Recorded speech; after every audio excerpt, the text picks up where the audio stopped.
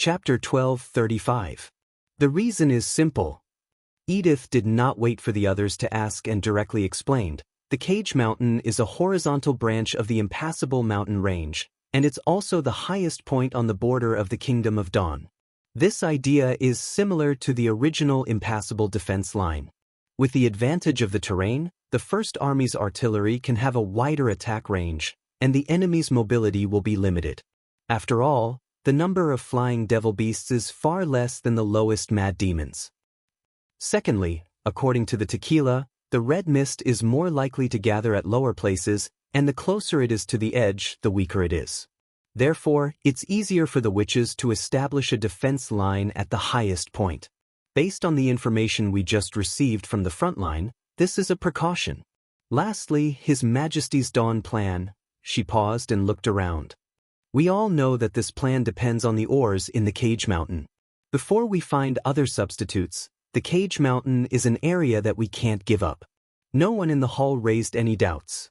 None of them had ever seen the final product of Project Dawn, and it was difficult for them to imagine just how much energy those tiny balls contained.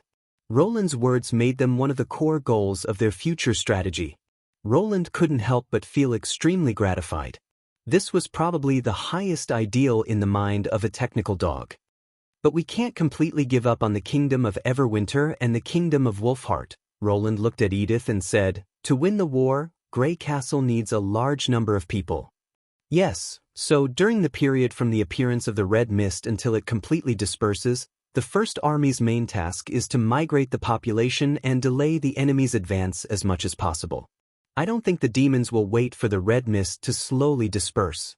It's very likely that they'll take advantage of the momentum to build a large number of outposts, just like 400 years ago. The Pearl of the Northern region paused for a moment and said, "To be honest, the First Army is helped by the Bloody Moon's sudden advance. When they see the real enemy of the foreign races, the people of the Kingdom of Everwinter and the Kingdom of Wolfheart will naturally know which side to choose. At that time, even if Iron Axe refuses to let them in, I'm afraid they'll beg to come to Grey Castle." At this point, she raised the corner of her mouth and revealed a meaningful smile. "Even so, many people will die." Roland sighed to himself. In a sense, most human beings were indeed like this. He could faintly feel Edith's joy at this moment. It was probably similar to the news in the future, where the residents of the residential area who boycotted the signal tower finally got their wish and lost their cell phone signal. But before this battle of destiny, he couldn't just sit by and do nothing. This year, the Golden Twos in various places should have a great harvest, Roland instructed Barav. Come up with a plan to transport some food to the Kingdom of Dawn to ensure that the refugees who have fled from the occupied territories have enough to eat. Your Majesty, if I'm not mistaken, once the intelligence is confirmed, the main force of the First Army will soon move towards the Cage Mountain, which will put a lot of pressure on the logistics. I'm not sure if I can deliver food to the refugees on time while transporting the army's needs. Even if I rent all the ships of the Chamber of Commerce in the fjords, it may not be enough. This was an unavoidable problem.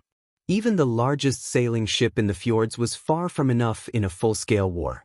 Currently, the rented ships were already operating at full capacity just to transport the refugees. Unless we can build a direct railway to the neighboring country, Barav said hesitantly. Obviously, he was well aware of the cost of such a large-scale project. Every time he had to use the National Treasury's funds, he was more reluctant to do so than to cut his own flesh. I'm afraid there's not enough time. Roland shook his head. Furthermore, Neverwinter has invested too many resources in the railway on the fertile plains. If we replicate it in the Kingdom of Dawn, it will affect the production of other projects. From the Misty Forest to the Tequila Ruins, the long river of steel that stretched across the fertile plains had consumed countless amounts of steel and a year and a half of the construction period. This was under the condition that the first half was repaired by Leaf and the second half was built on flat land. The terrain between Neverwinter and the Cage Mountain was obviously not as clear as that of the fertile plains, so it was difficult to estimate the construction period. Your Majesty, I think so too. Barav heaved a sigh of relief. Let's make a plan based on the current situation. Don't try to save money. We can use most of the golden dragon. It's not the time to be stingy, Roland said. As for the logistics, I'll think of a way. Yes, Your Majesty. He then looked at Edith.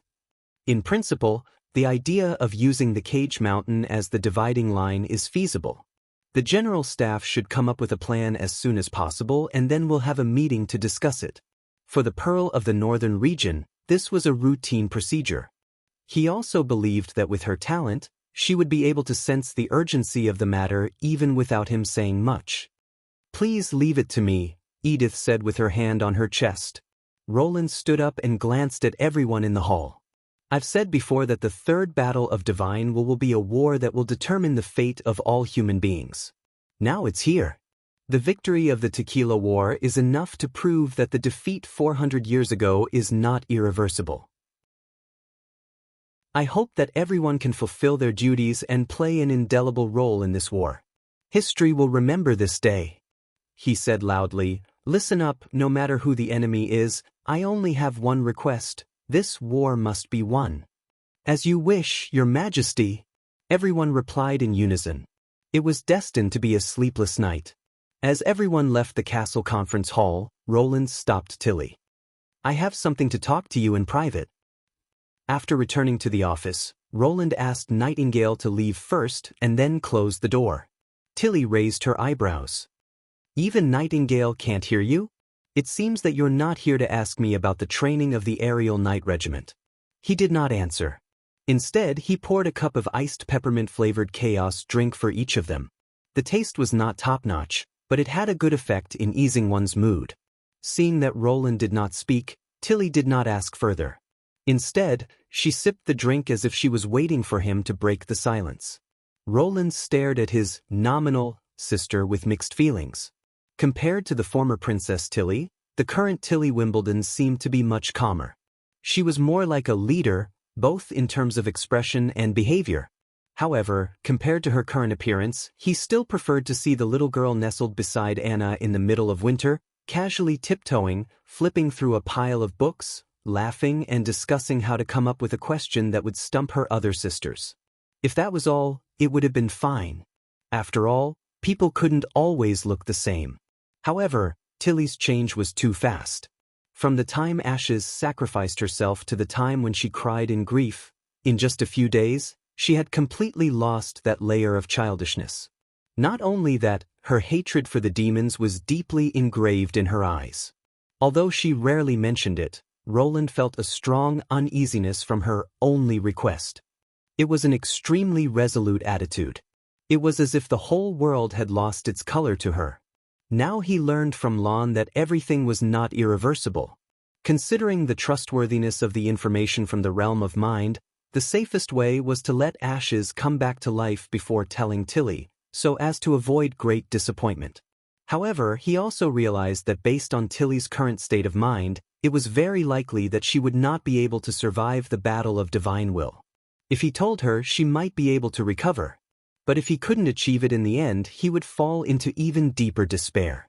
It was because of these two entangled thoughts that he could not speak at the first moment. However, no matter how long the silence was, there would always be a time limit. Roland knew that by calling Tilly over, he had already made a choice. Compared to regretting it later, he would rather put his future hope on the present. Brother?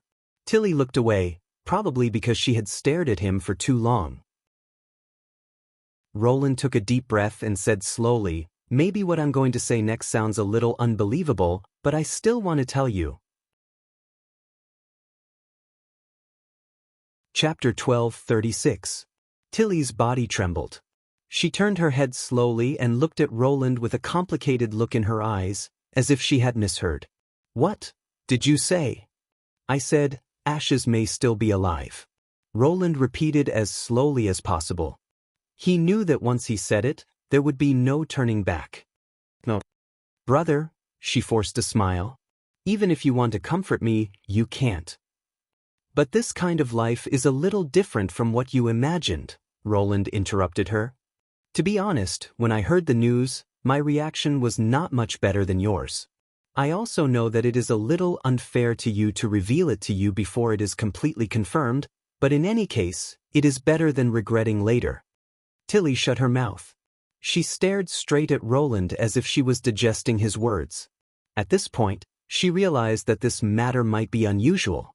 In terms of sensitivity and ability to accept things, Tilly had always been one of the top witches. After about a quarter of an hour, she asked tentatively, "Who told you this?" "I've never heard of it." Tilly thought for a moment. "Is it related to the dream world?" Roland was indeed a person who could talk and laugh with Anna. "Don't worry, I'll tell you the details one by one." When he finished, the sky was slightly brighter.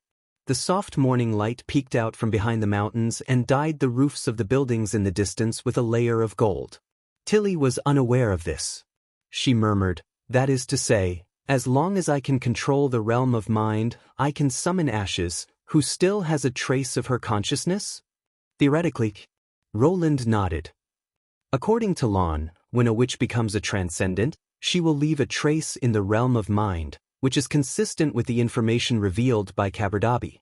When she first interrogated the captured senior demon, it had told Zoe that their souls would be contained by the origin of magic, and when the race reached the peak, they would be able to return to the world.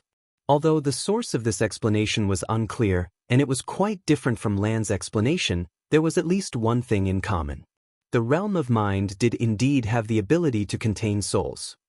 Not only that, but the ancient books of the underground civilization also mentioned that the path of pursuing the divine will is a process of climbing the magic power ladder step by step.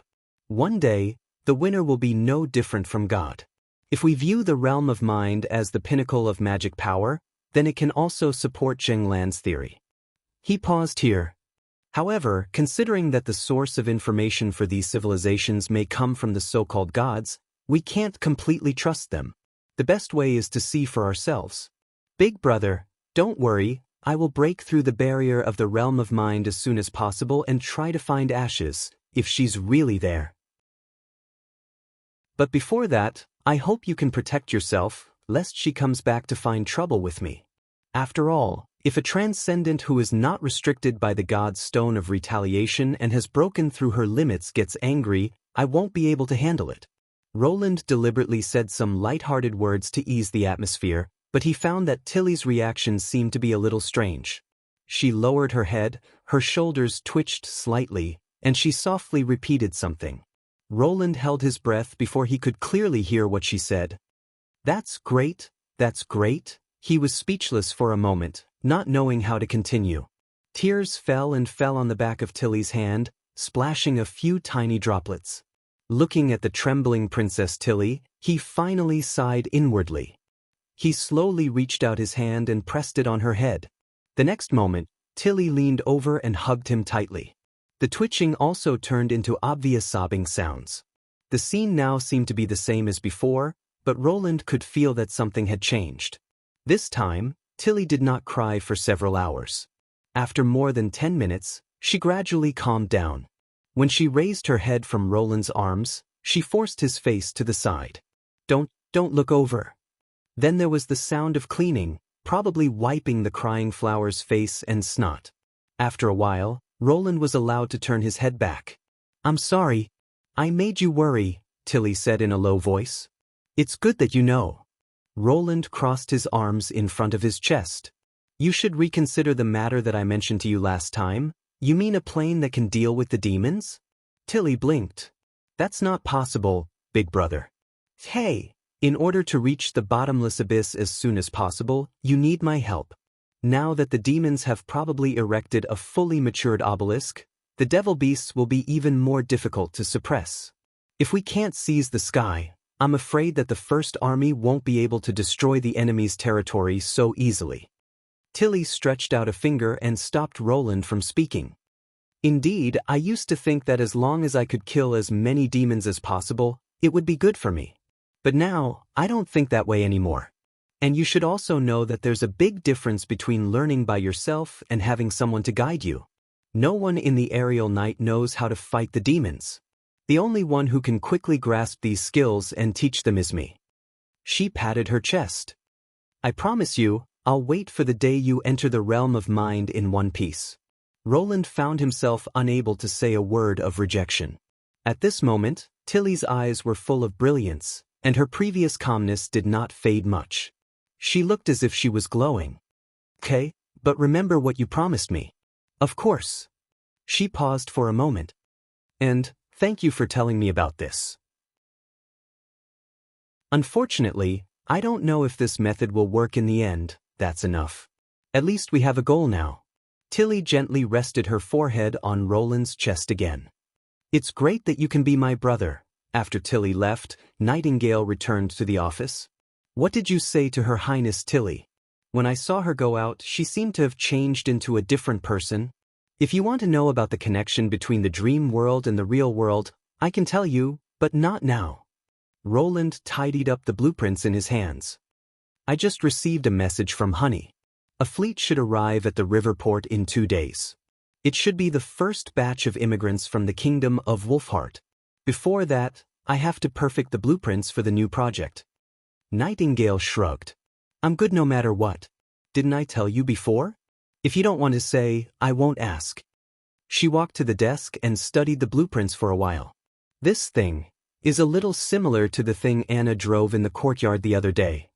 It's the same thing, just a few times bigger." Roland smiled. "Didn't Barav mention the logistics problem in the previous meeting? It's the solution. Aside from the expensive train, there was also an even cheaper type of transportation, wheeled trucks. There were many variations of them. Although they could not compare to trains in terms of carrying capacity, they were more flexible and had lower barriers to entry than tractors. As long as there was a flat, hard road, they could travel freely." Chapter 1237. "So that's how it is," Nightingale thought for a moment. "Compared to building a complete railway, it is much easier to lay a hard road between 2 rivers that are not connected. Besides, Anna and skilled workers are needed to build the railway, but ordinary roads can be built by anyone. Even the newly arrived immigrants can do it. In this way, we can save a lot of time." "Yes, this is another advantage of it," Roland said approvingly. "As long as it is properly planned, the logistical pressure can be alleviated in 1 or 2 months at most. This is very important for us, who need to seize every second. It seems that you can sometimes think of the key point of a problem." Of course. No." Nightingale's smile faded quickly. "What do you mean by sometimes? As long as I think about it seriously, I can do it too, whether it's helping you with official business or dealing with exams." Although she said it confidently, the second half of her sentence was obviously lower than the first half. Roland could not help but chuckle. Perhaps for Nightingale, the only way to think about it seriously was not to fall asleep. Roland turned his eyes back to the map on the table. The fastest way to connect the waterways of Grey Castle and the Kingdom of Dawn was to build a road directly to the city of Evernight at the eastern bend of the Redwater River, and then go all the way north through the windward ridge of the Kingdom of Dawn to connect with the neighboring Sparkling River. This river originated from the Hermes Plateau, and the main river divided into 3 parts at the Old Holy City. 2 broad tributaries traversed the Kingdom of Dawn from north to south and finally merged into the sea. In order to further utilize the shipping resources, the Moya family had built 3 east-west canals in the past 100 years, which was equivalent to adding 3 more horizontal lines to the 2 herringbone tributaries. This greatly facilitated the commercial circulation in the Kingdom of Dawn and also provided a shortcut for Roland. From the Sparkling River to the North River, and then build a road directly to the Cage Mountain, there would be a special passage between the 2 places that were thousands of miles apart. Compared to the expensive railway line, this plan only required the construction of 2 sections of hard road, which added up to less than 200 kilometers, and 3 supporting loading docks. Considering the destructive power of the trucks on the road, if they only relied on the lotus to pave the road and the workers to scatter gravel to tamp it down, it wouldn't take long before people would be sent to maintain and repair the road. Heavy rain would cause the road to collapse even faster.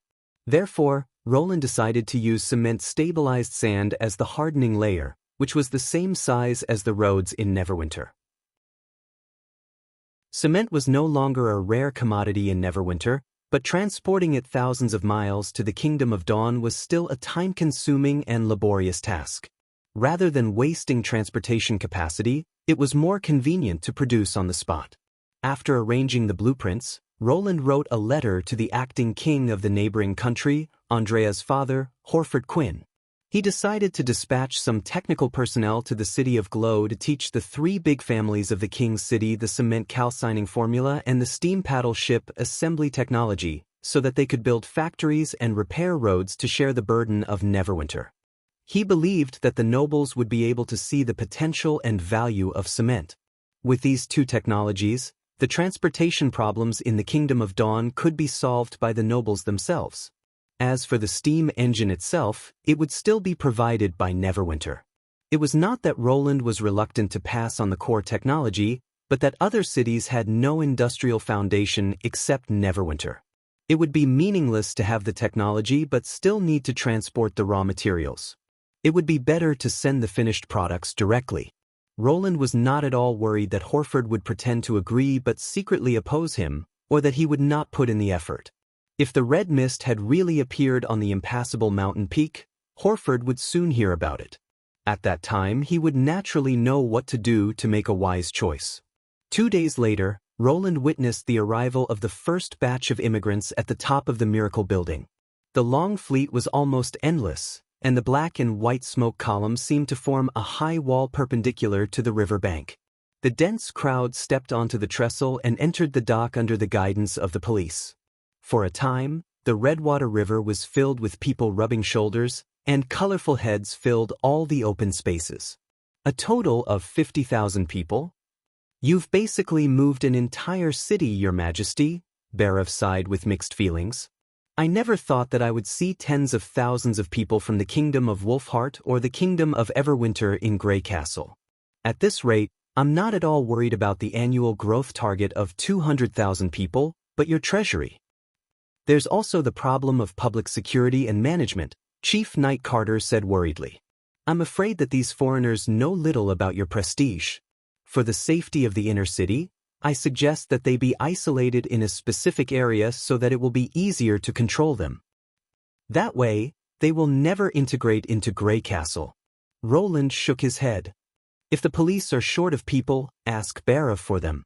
Those who break the law will be severely punished. Those who do outstanding work will be rewarded, and those who refuse to mend their ways will be sent to the mines.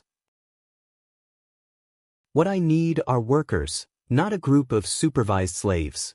There was no doubt that the influx of a large number of foreigners would significantly reduce the security of the king's city, which was also one of the inevitable side effects of the rough population introduction plan.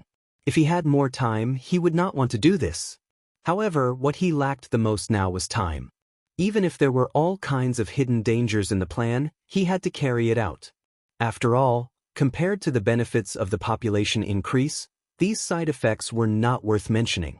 For example, if 10,000 of the first batch of 50,000 people worked in the factories, the existing ordnance production scale could be doubled, which meant that the front line could obtain more weapons, ammunition, and other new equipment. At this moment, he had all the manpower and technology and could officially start the new generation project based on the Magic Cube power unit. Where is this place? When Vaucres woke up again, he found himself lying in a snow-white room. Both the ceiling and the walls were dazzlingly bright. A strange instrument beside him kept making monotonous beeping sounds, as if it was some kind of timer. A bag of transparent liquid hung above his head, slowly dripping through a pipe. Vaucres noticed that the liquid seemed to be constantly flowing into his body. A large amount of strange information flooded into his mind, making it difficult for him to effectively respond. There were scenes that he had never seen before, or rather, even if he had seen some things before, it was difficult to associate them with the images in his memory. For example, the white short shirt he was wearing, the stitches were as fine as hair, completely different from any other clothes he had seen before. He closed his eyes and focused his attention on himself. No matter how strange it was, everything in his eyes was just an external object. Since he was in a strange place, the only thing he could rely on was his powerful ability. Then, Vaucres's heart sank. He realized that this body did not belong to him. Although it looked exactly the same, the magic stone embedded in his body had disappeared. If this really happened, he should have died immediately. But now, he did not feel any discomfort. Magic power was still slowly flowing in his body, in a way that he had never heard of before. At the same time, he could no longer feel the whispers from the realm of mind. No matter how hard Valkyries concentrated, even if he put down his pride and called for the Sky Lord, he did not receive any response. Chapter 12:38. Yes, it was trapped. Valkyries gradually began to recall it. At that time, it was following the faint fluctuation, going deeper and deeper into the realm of mind. After crossing the boundary between the shallow and deep layers, its consciousness would find it difficult to move forward. Not only did it have to fight against the turbulent currents, but the resistance would also suddenly increase, as if it was struggling in a quagmire. It was the first time Valkyries had entered such a deep area, so it had to be very careful. If it lost its way, it might never be able to leave. If not for the increasingly obvious fluctuation, it would have stopped its pursuit and turned back to take a breather. After all, the area was getting smaller and smaller, and it was only a matter of time before it found the entrance. But at that time, it decided to persevere a little longer. First, Haxord seemed to be dissatisfied with its behavior of resting in the red mist pond all day, especially when the birth tower had been successfully transplanted and the humans had yet to react. Second, it wanted to find out as soon as possible whether the changes in the humans had anything to do with the inheritance. Valkyries did not expect that when it approached the source of the fluctuation, the realm of mind suddenly shook violently. It felt as if mud had suddenly turned into a waterfall, or a huge crack had appeared under its feet, and the viscous deep layer had completely collapsed. It did not even have the chance to struggle before it was sucked into the turbulence. When it woke up, it found itself in this place. Without a doubt, this place was also a part of the realm of mind, but it could not be sure whether it was related to the male human. Through the corner of the window, Valkyries could see an extremely vast city. Tall buildings as tall as the birth tower were everywhere, and it could not see the end of them at a glance. Even the kings presiding Holy See seemed to pale in comparison. Another thing that made it suspicious was that if this was really the male's territory, he should have sensed the existence of the intruder the moment it was sucked in. The creator of the territory had omnipotent power, and it was also the mortal enemy of the humans. It was impossible for the other party to remain indifferent until now. From another perspective, if the consciousness of a witch accidentally intruded into the presiding Holy See, perhaps death would be the most merciful ending. But the problem was, if this territory had nothing to do with the male, then where could it be? When the tremor came, it was indeed above the source of the tremor. Unless it found the wrong clue from the beginning, it couldn't think of any other possibility. Valkyries pondered for a long time but still could not figure it out, so he simply threw these questions to the back of his mind. Since he could not get an answer, there was no point in thinking about it. In an unfamiliar environment, it was best to adapt to the new body as soon as possible to escape from the predicament. One thing was certain. Its new body was far weaker than before. The wounds on its legs had yet to recover, which showed that its self-healing ability was extremely low. Coupled with the fact that the magic barrier did not work, it had not experienced this feeling of being defenseless for a long time.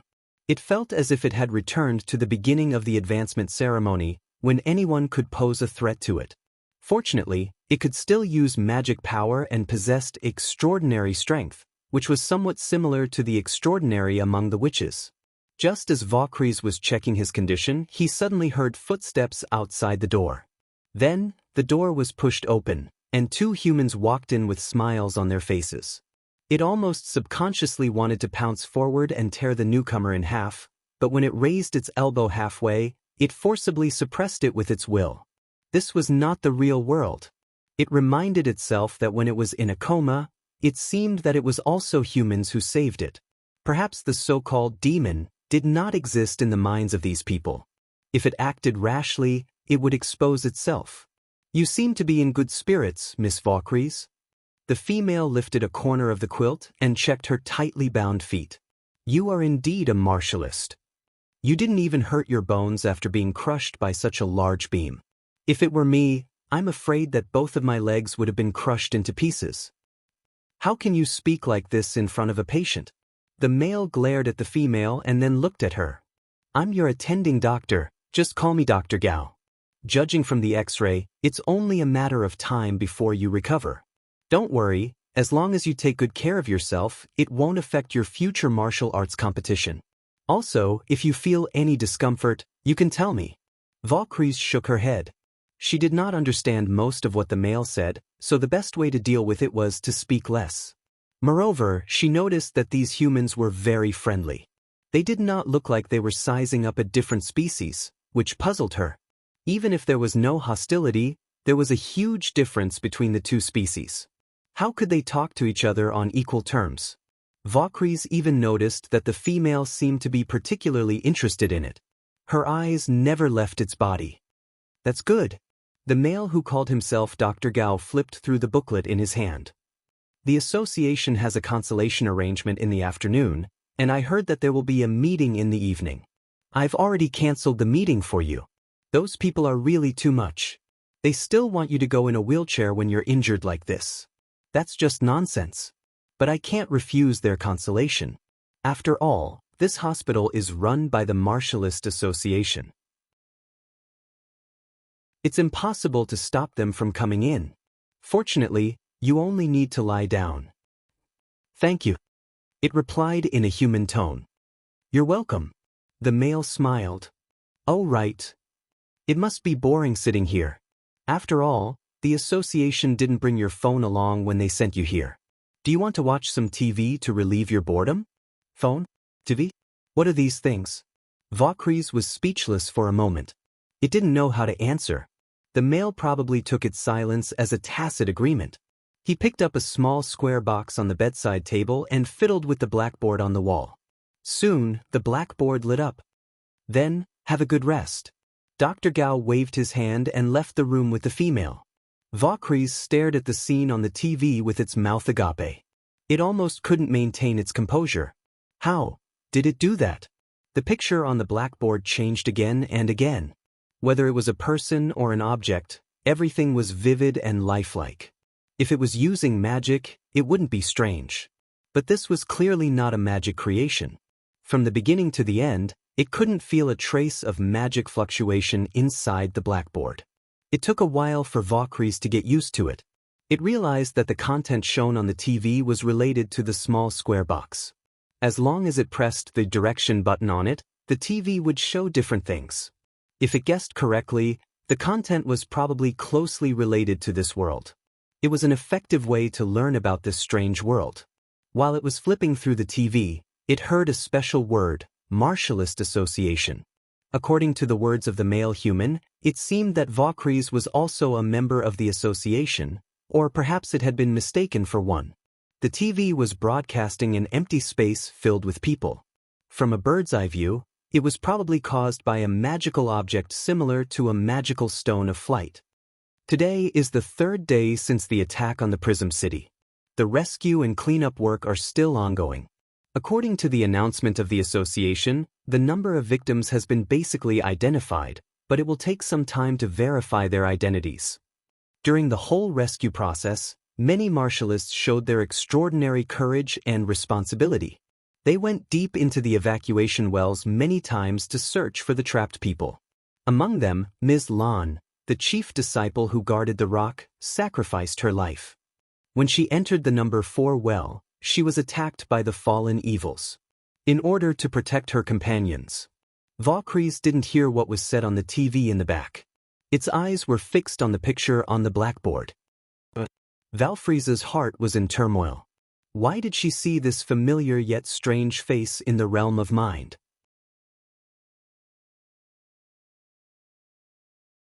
Chapter 1239. No, Valkyrie shook his head and calmed himself down. The Cloud School had indeed ceased to exist. This was an undeniable fact. Ever since it occupied the northwest of the Land of Dawn, it would return to the mountain every 100 years and stay in the dilapidated building for a day or two. This was because it used to be a member of the school. On the mountain, it not only learned how to connect with the realm of mind, but it also learned a lot about the human world. The person who taught it was an upgraded transformer, Heathtullys. Heathtullys' combat ability was not outstanding. It was even weaker than a strong primal demon, which was a joke among the race. However, Valkyries knew that the difficulty of the upgrade ceremony would not be reduced just because the magic stone was not suitable for battle. Heathtullys had undergone 3 integrations and was impeccable. No matter how one looked at it, it was a real upgraded. Just like its name, the transformer gained the ability to change its appearance when it fused with the second magic stone, so it rarely showed its true face. Most of the time, it was in a human form. Coupled with its fluent human language, if one didn't know its background, they would most likely mistake it for a human when meeting it for the first time. And the appearance it used the most was that of Lan on TV. Valkyries stared at the face, countless memories surging in its mind. It had been more than 1,000 years. Even though there were slight differences in the facial features and clothing, it would never forget this face. If the ancestors who established the Cloud School were said to be unusual among humans, then the Transformer was an unusual among them. When it chose magic stones, it did not care about how much it could improve its strength. It was full of curiosity towards anything that it had not tried before. It was also the first member of its race to take the initiative to contact the Cloud School. At that time, there were already rumors of a battle of divine will in the race, and they viewed the humans who occupied the Land of Dawn as a potential enemy. Valkyries had always been grateful to this guide who had taught it most of its knowledge. It did not look down on her just because she was not good at fighting.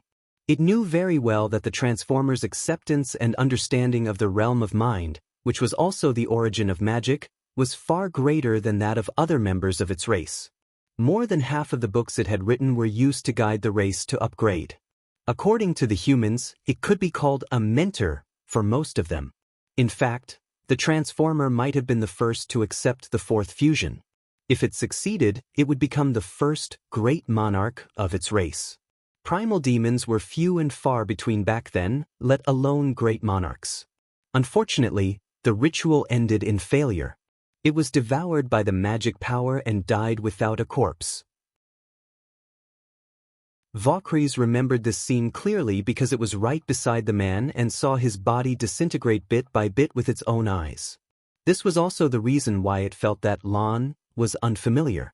In the 1,000 years since then, it had never seen anyone similar to her. Valkyries had asked the Transformer why it had become like this. Unlike the simulated human appearance, it was sure that this face did not belong to any of the sages. It could not understand the other party's reply at all. It said that it was the appearance of an oracle. As for who the oracle was, the Transformer said that it did not know either. When it used its ability to enter the realm of mind, it would occasionally encounter a consciousness that was obviously different. The consciousness seemed to be whispering in its mind. Although it had never met the consciousness, it could remember the appearance of the consciousness afterward. The Transformer also said that this might be due to its lack of ability. If it could open up a stable area in the turbulent realm of mind, it might be able to connect with the oracle.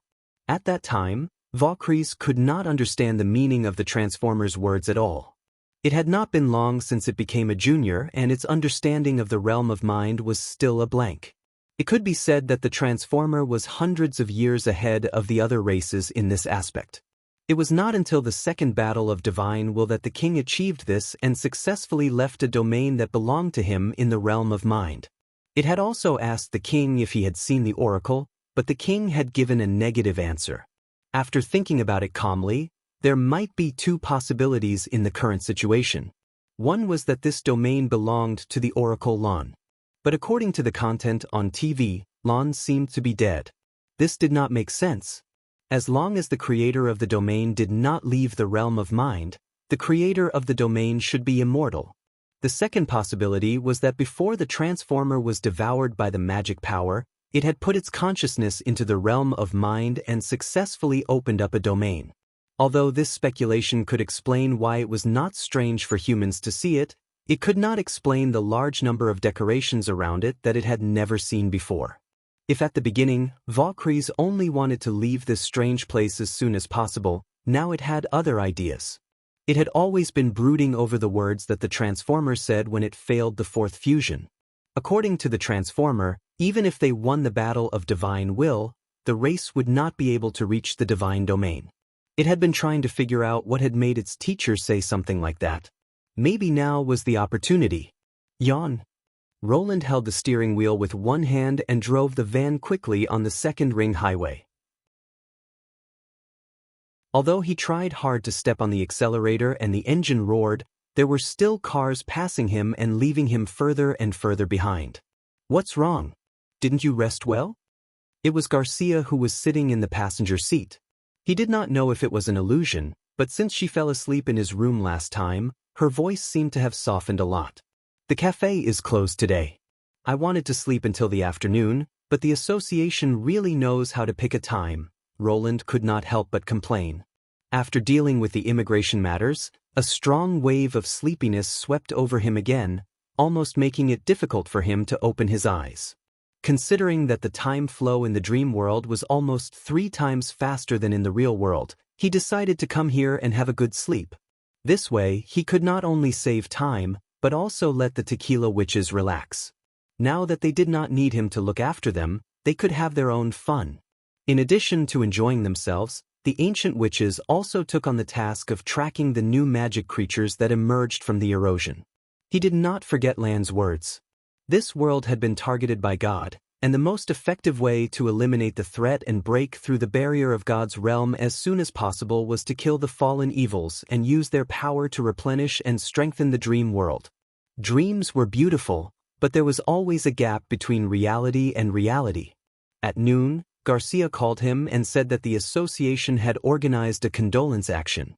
All the star marshalists and senior members of the association would be there to visit the injured companions who had been rescued. At that time, he thought it was just a one-sided invitation from Garcia and wanted to find an excuse to refuse.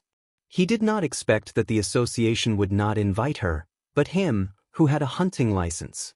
After all, the Prism City has suffered a great disaster, and the people are anxious.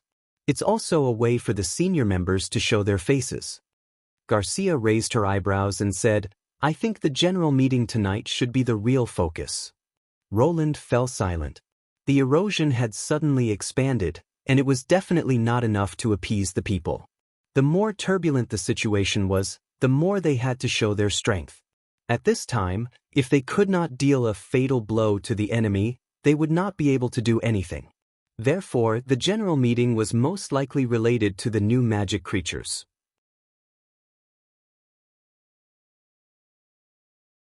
Chapter 1240.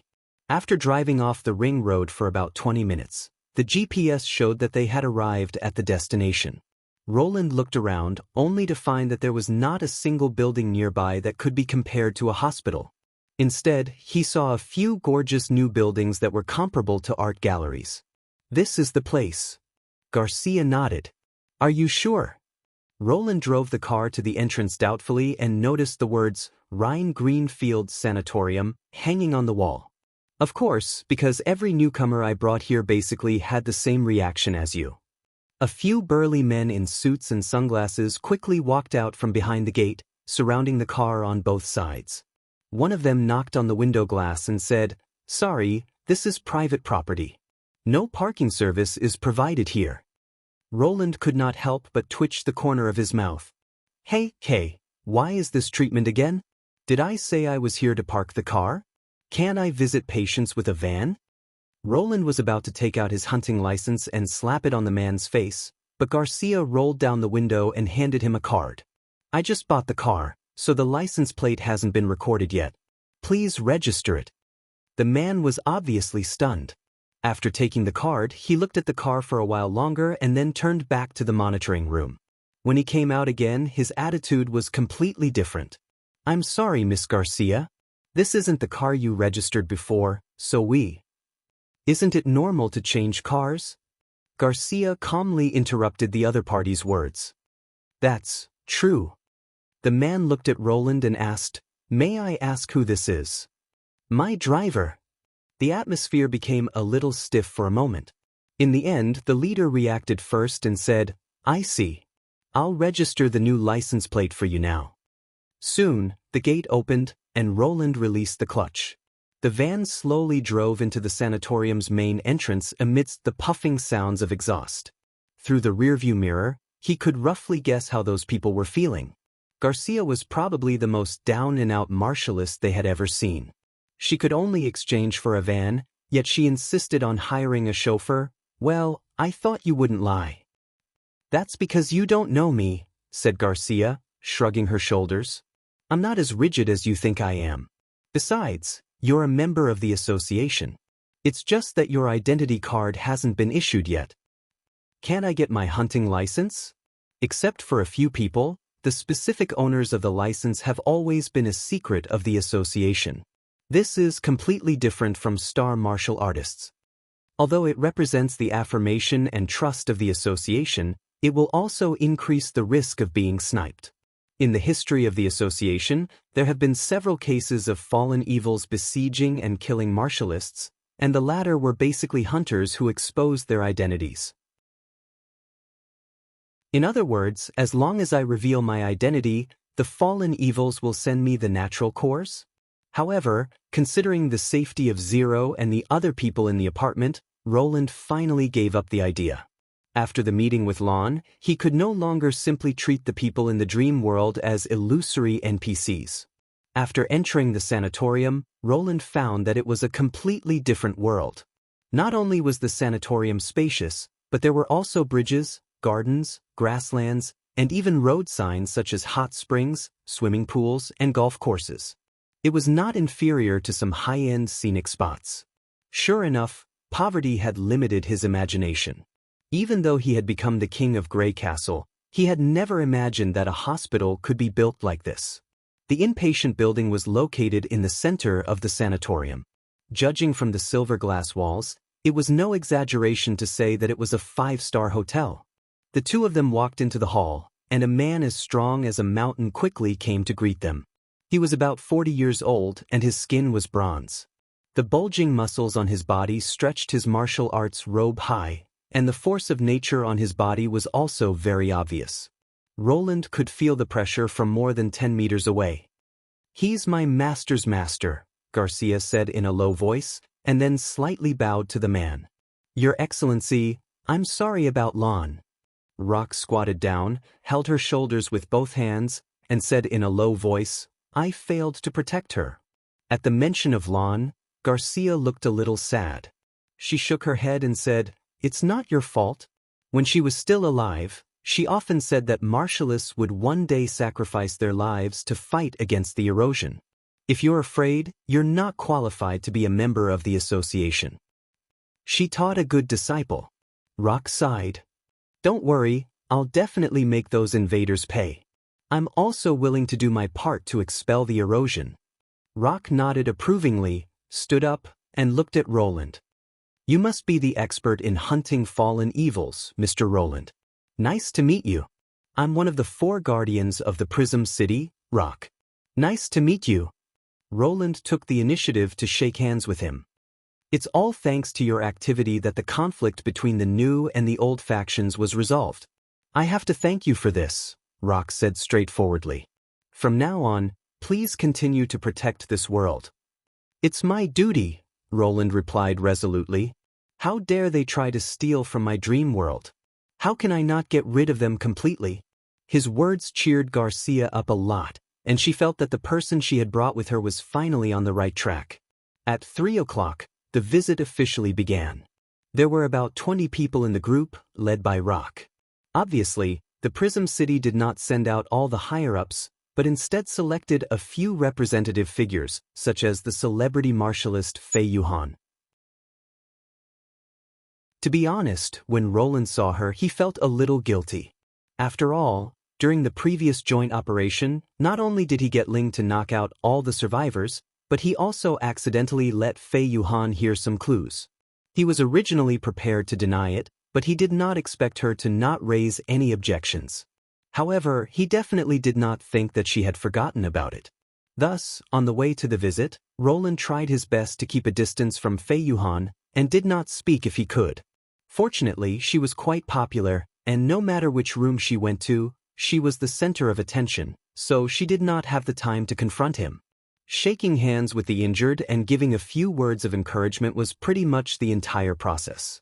As Garcia was not in the group, and he was a newcomer to the association, he did not know any of the higher-ups.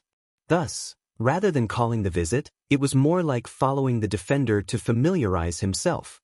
Perhaps this was also the reason why the other party asked him to come. The injured person in the next room is called Valkyries. The doctor glanced at the name list.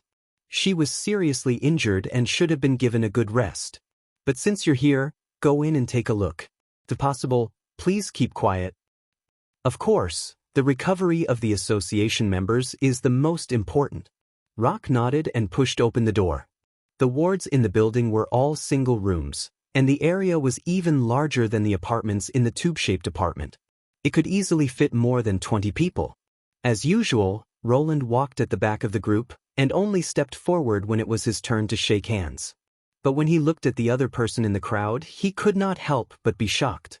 That face was extremely familiar, as if he had seen it somewhere before: slender eyebrows, a pair of cold eyes, a high nose bridge, and perfectly shaped lips. It could definitely be said to be incomparably exquisite. Even if it was placed on the azure skin, it would not be inferior, or rather, it was even more special. He was stunned for a while before he searched his mind for the source of this familiar feeling. It was the memory fragment he saw in the tube-shaped apartment building. It was a promotion ceremony held in the City of Demons, and the host of it was Valkyries. Roland almost thought that the senior demon had also broken through the barrier of the dream world and invaded this place from the fragment world behind the door. But when he suppressed his shock and carefully sized up the other party, he realized that the two of them were not exactly the same.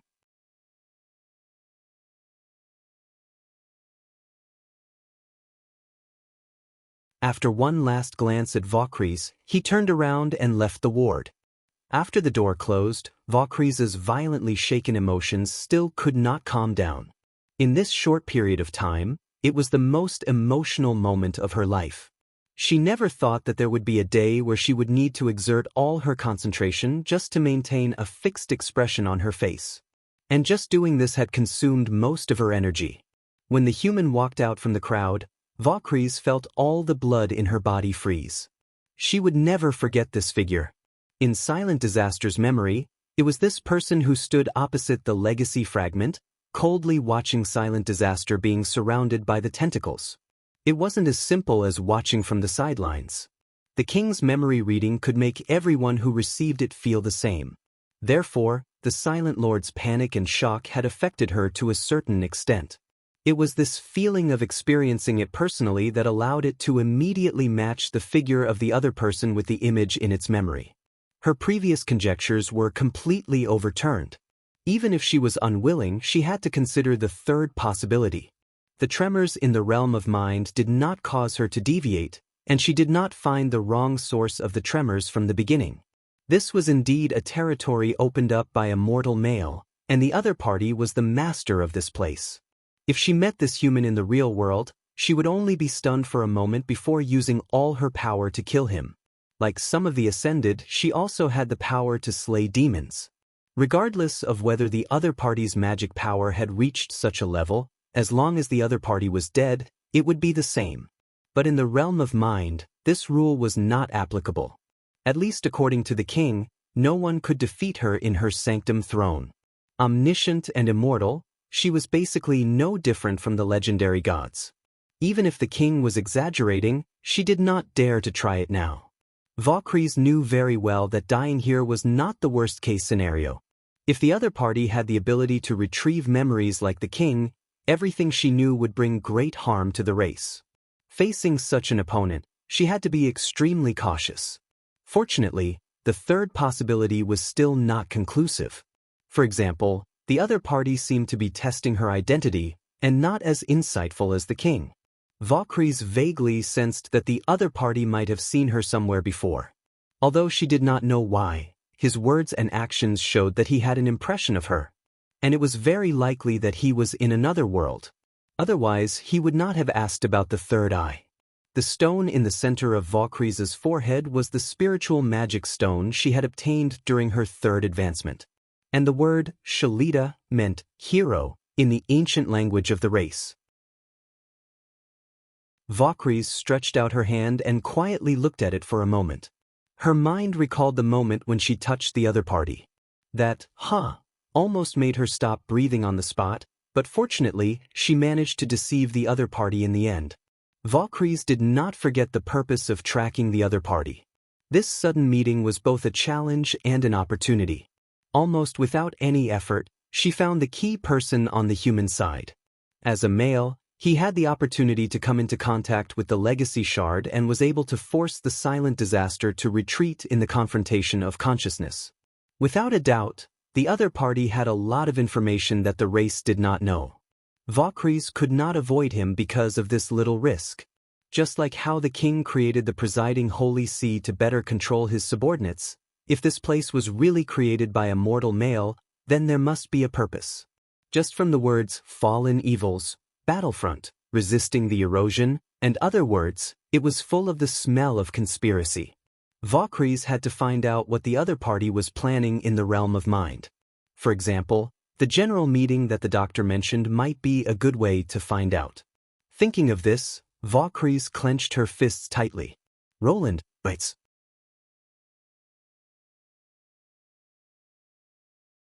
Chapter 1242. The general meeting was held in the Great Hall of the sanatorium. Almost all the official marshalists were invited. However, Roland noticed that only about 300 people attended the meeting on time, which was much less than the registered number in Prism City. Apart from those who had been seriously injured or killed by the erosion, some people had retreated after the outbreak of the erosion. These people were probably the amateur marshalists who had just joined the association. She felt that these marshalists were a disgrace to the awakened force of nature in their bodies. When the fallen evils completely overwhelmed human beings, these marshalists would also suffer. Roland comforted her casually, but he knew that this had something to do with the loose rules of the association. After all, the dream world was set in the modern world, and the Martialist Association could not bind the martialists to itself. The content of the meeting was basically what he had expected. Defender Rock briefly described the troubles that the association was currently facing. Since the Prism City was invaded, there had been reports of fallen evils attacking the awakened in various places. Although there was no clear evidence, the new enemies in the erosion seemed to be able to command the fallen evils to serve them, which meant that the war between the two sides would enter a new stage. The Martialist Association organized a crusade against the fallen evils, and the fallen evils began to plan to eliminate the martialists. This was undoubtedly extremely disadvantageous for the lone martialists. Therefore, he suggested that before the Prism City returned to normal, this place should be the permanent base of the martialists. Both the official members and the newly awakened could move here to avoid being attacked by the fallen evils. In addition, he also hoped that the awakened who had not responded to the association's invitation would realize the urgency of the situation as soon as possible. In this unavoidable war, the only way to resist the disaster was to unite together. Regardless of the effect, this method of uniting all the forces that could be united as much as possible was a perfect political move. Roland believed that after the news of the meeting spread, there should be some hesitant amateur martialists returning to the association. However, whether all of them would return depended on the subsequent battle. If the association could not gain the upper hand in the battle against the fallen evils, it was likely that more people would be lost. Once their confidence was shattered, it would be very difficult to rebuild it. As expected, the next thing that Rock announced was the counterattack plan. Firstly, the chairman of the association had already dispatched martialists from other cities to support the Prism City. The shortage of manpower would soon be alleviated. Secondly, the martial arts contest would be held as usual, but in fact, it would become a trap to attract the fallen evils. This plan had already been approved by the higher-ups of the association and the government. As long as the enemy dared to show themselves, what awaited them would be the vengeful wrath of the guardians and hunters. Thirdly, the association would also launch a patrol system to prevent the fallen evils from attacking innocent people to divert the attention of society.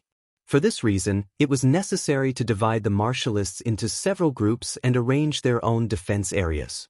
This way, Not only would they be able to rush over and provide support as quickly as possible when something happened, but once the intelligence agency discovered the enemy's hiding place, the group would be able to immediately surround and intercept them. The initial counterattack plan could be said to be in line with the norm. At the stage where there was a lack of information, they could only focus on defense. Since there was a certain degree of freedom in the grouping, apart from the leader, the rest of the team members could be chosen by themselves. This made the lobby very lively. Roland naturally didn't want to join any team. In a sense, he alone was an army, and he didn't need anyone to interfere with his magical core plundering plan. Fortunately, there weren't many people who knew his name. Basically, no one was interested in him. Until Fei Yuhan walked up to him and extended an invitation. In fact, as a popular star martialist, she had only taken the initiative to invite 2 people in the entire convention. However, Roland rejected her without hesitation. This made the surrounding people's jaws drop. Even Garcia was extremely puzzled and asked him to reconsider. It could be seen that even Garcia, who was strict with herself, had a lot of respect for this talented woman. After a lot of persuasion, he finally convinced Fei Yuhan that he was more suitable to fight alone. His previous achievements and hunting license were the best proof. The only thing that concerned Roland was that the other person Fei Yuhan took the initiative to invite was actually the demon martialist he had visited in the ward, Vaucris. It was already 10 o'clock in the evening when he returned to the apartment. After settling Zero down, Roland entered the second floor of the Rose Café alone from the side door of the warehouse. More than 50 ancient tequila witches stood solemnly and raised their elbows to him, showing the highest etiquette of the Union. This was the first time so many witches had gathered in the dream world, and the small room seemed to be filled with them. Even in the era of the 3 chiefs, such a team of pure combat witches was enough to support a small battle. How is it, any new clues? Roland looked at Faldi.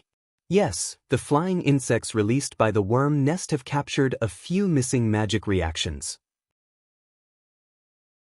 Faldi swiped the phone screen to show him the direction. Although her movements were still a little rusty, she had generally grasped how to use the electronic map.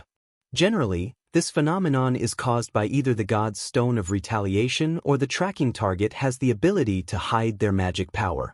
If it's not the case, it means that the magic power itself has died. There are no god's stones of retaliation in the dream world, and the force of nature is not as changeable as the witch's abilities, he continued. That's right, so it should be a battle between the fallen evils and the awakened humans. Some of them died and their cores were taken away. Faldi nodded. From the direction of the magic reactions, it's very likely that they're heading here. The location she pointed to was a river loading dock. It seemed that remote places near rivers had been the first choice for committing crimes since ancient times. Since the flying insects can't spread so far in a short time, I contacted Ling to investigate. An hour ago, she told me that she had confirmed the traces of the fallen evils, and that there are quite a lot of them. Well done. Roland raised the corner of his mouth. This was the reason why he did not need the association's support. From scouting and locating to eliminating the enemies, the tequila witches could take care of everything. In that case, I think you should all be ready. Your Majesty, please give the order, the witches said in unison. Their faces were full of fighting spirit and eagerness. Obviously, after a whole day of eating, drinking, and playing, the team's morale had reached its peak. Moreover, to them, fighting was a way to relive the past. In addition to enjoying the touch and delicious food, using magic power was also fun. Everyone, let's go, Roland said decisively.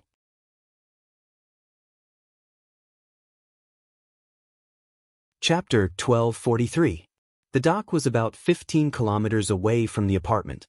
To avoid attracting attention, the witches split up and took their own taxis to their destinations. Roland was the last to set off. He drove the shabby van out of the neighborhood with Phyllis, Faldi, and the other witches. Ever since he had participated in the joint extermination operation of the Martialist Association, he had begun to pay attention to personal equipment. Although he could not be as well equipped as the association, he could at least buy some civilian equipment to use in the fort. For example, he bought a portable walkie-talkie from a certain website. It not only came with a Bluetooth headset, but also had an effective communication distance of 5 kilometers. Although he found that the effective communication distance would be reduced to less than 2 kilometers when there were buildings blocking the way, or when the electromagnetic environment was complex, but considering that the walkie-talkie was sold for less than 200 coins and that there was a huge discount for buying more, Roland resolutely equipped each ancient witch with one. At least it was more convenient and discreet than a mobile phone. Roland always felt that the plot scenes in movies where the protagonists and villains were wiped out because their mobile phones suddenly rang at a critical moment were too contrived. It would be stupid of him to encounter such a thing. Faldy, who had the ability to track and locate the witches, naturally became the information processing center. Your Majesty, Betty's team has arrived at the dock and met up with Ling. Tell them to hide and wait for the main force to arrive, Roland said without turning his head. Donan's team is about 5 minutes away, but she may not have enough money. Ask if anyone has extra money.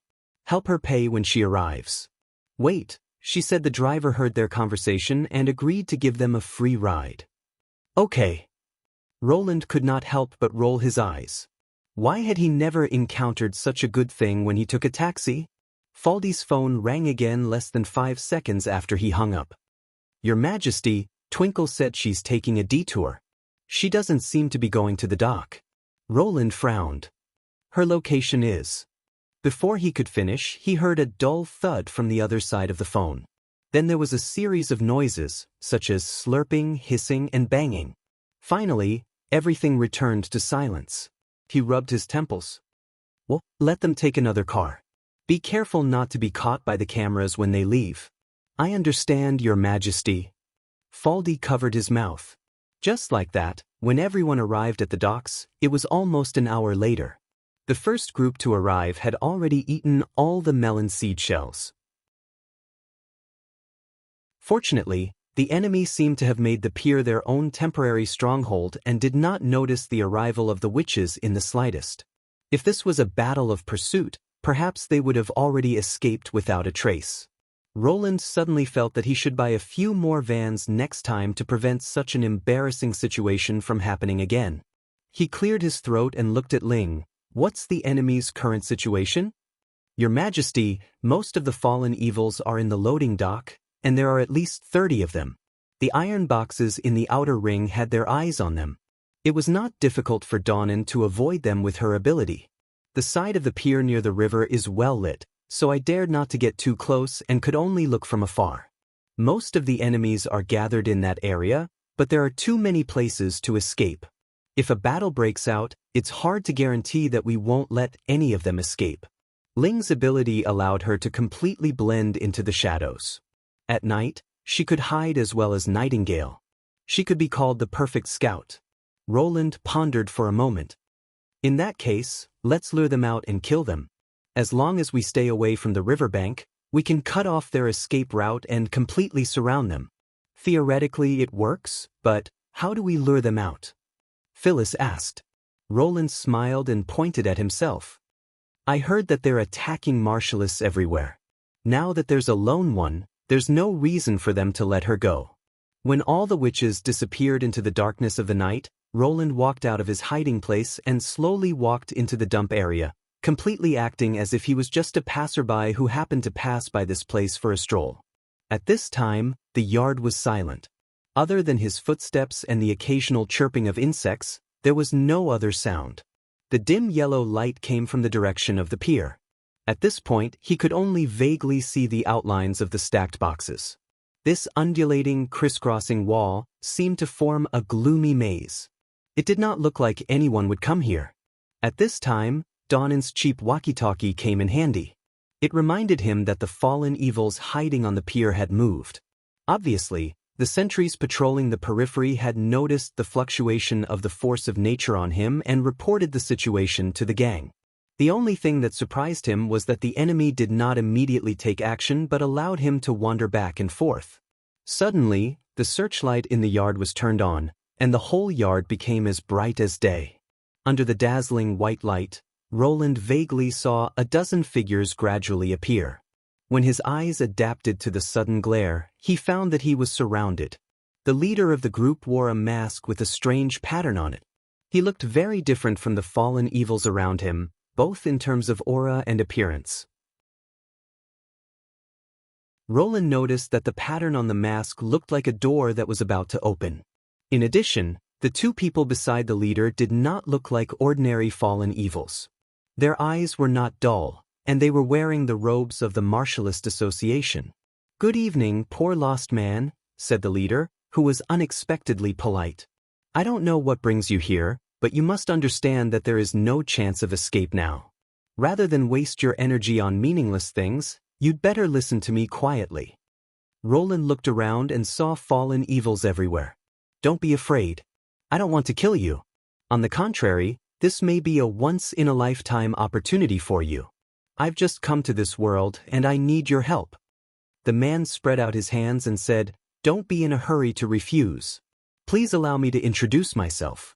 I'm Alpha, the messenger of God. I come from the so-called erosion." According to his original plan, Roland should have pretended to be panic-stricken at this moment so that the enemy would lower their guard. But for some reason, looking at the other party's polite attitude as if everything was under control, he suddenly wanted to rush up and ruthlessly punch the other party's face. "You're the monster that invaded the Prism City?" "Invasion isn't accurate, because this place belongs to the gods," Alpha said unhurriedly. "Now it's time to return it. Listen up, lost man. You so-called martialists are bound to fail. It's better to pledge loyalty to God than to return to nothingness. It's normal that you can't understand now. We'll have plenty of time to talk about the truth of this world later. Forget about those illusory promises. Now I can show you the most direct benefit, power." He stretched out a finger, and as a red light appeared on his fingertip, a strong wave of magic power swarmed out. "I can inject it into your body and make you far more powerful than you are now." "His Excellency didn't lie to you," the two people beside the man echoed. "I've just awakened, but now I feel like I'm filled with endless power. Also, it won't make you lose your mind and become crazy like the fallen evils." "What if I don't agree? Then I'll have to make you like these monsters. Although they're a little weak, they're obedient enough." Alpha shrugged. "On one side is the truth of the world and great power, and on the other side is the annihilation of your consciousness and turning you into a puppet that yearns for the force of nature. You should be able to make a wise choice." "Your Majesty, all personnel are in position," Faldi said in a low voice through the earpiece. Roland twitched his mouth. "Let me tell you what the truth of the world is. I created this world and I don't want to give it to anyone.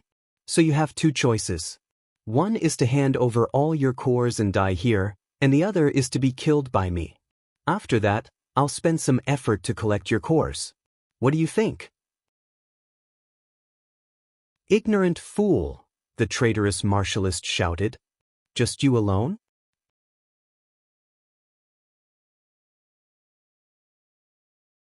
Chapter 1244. Surround me? Don't be so pretentious. No fluctuation of the force of nature can hide from Alpha. Before the martialist could finish his words, he was hit in the face by a container flying toward him. The huge impact sent him tumbling backward, and at the same time, his voice was cut off in his throat.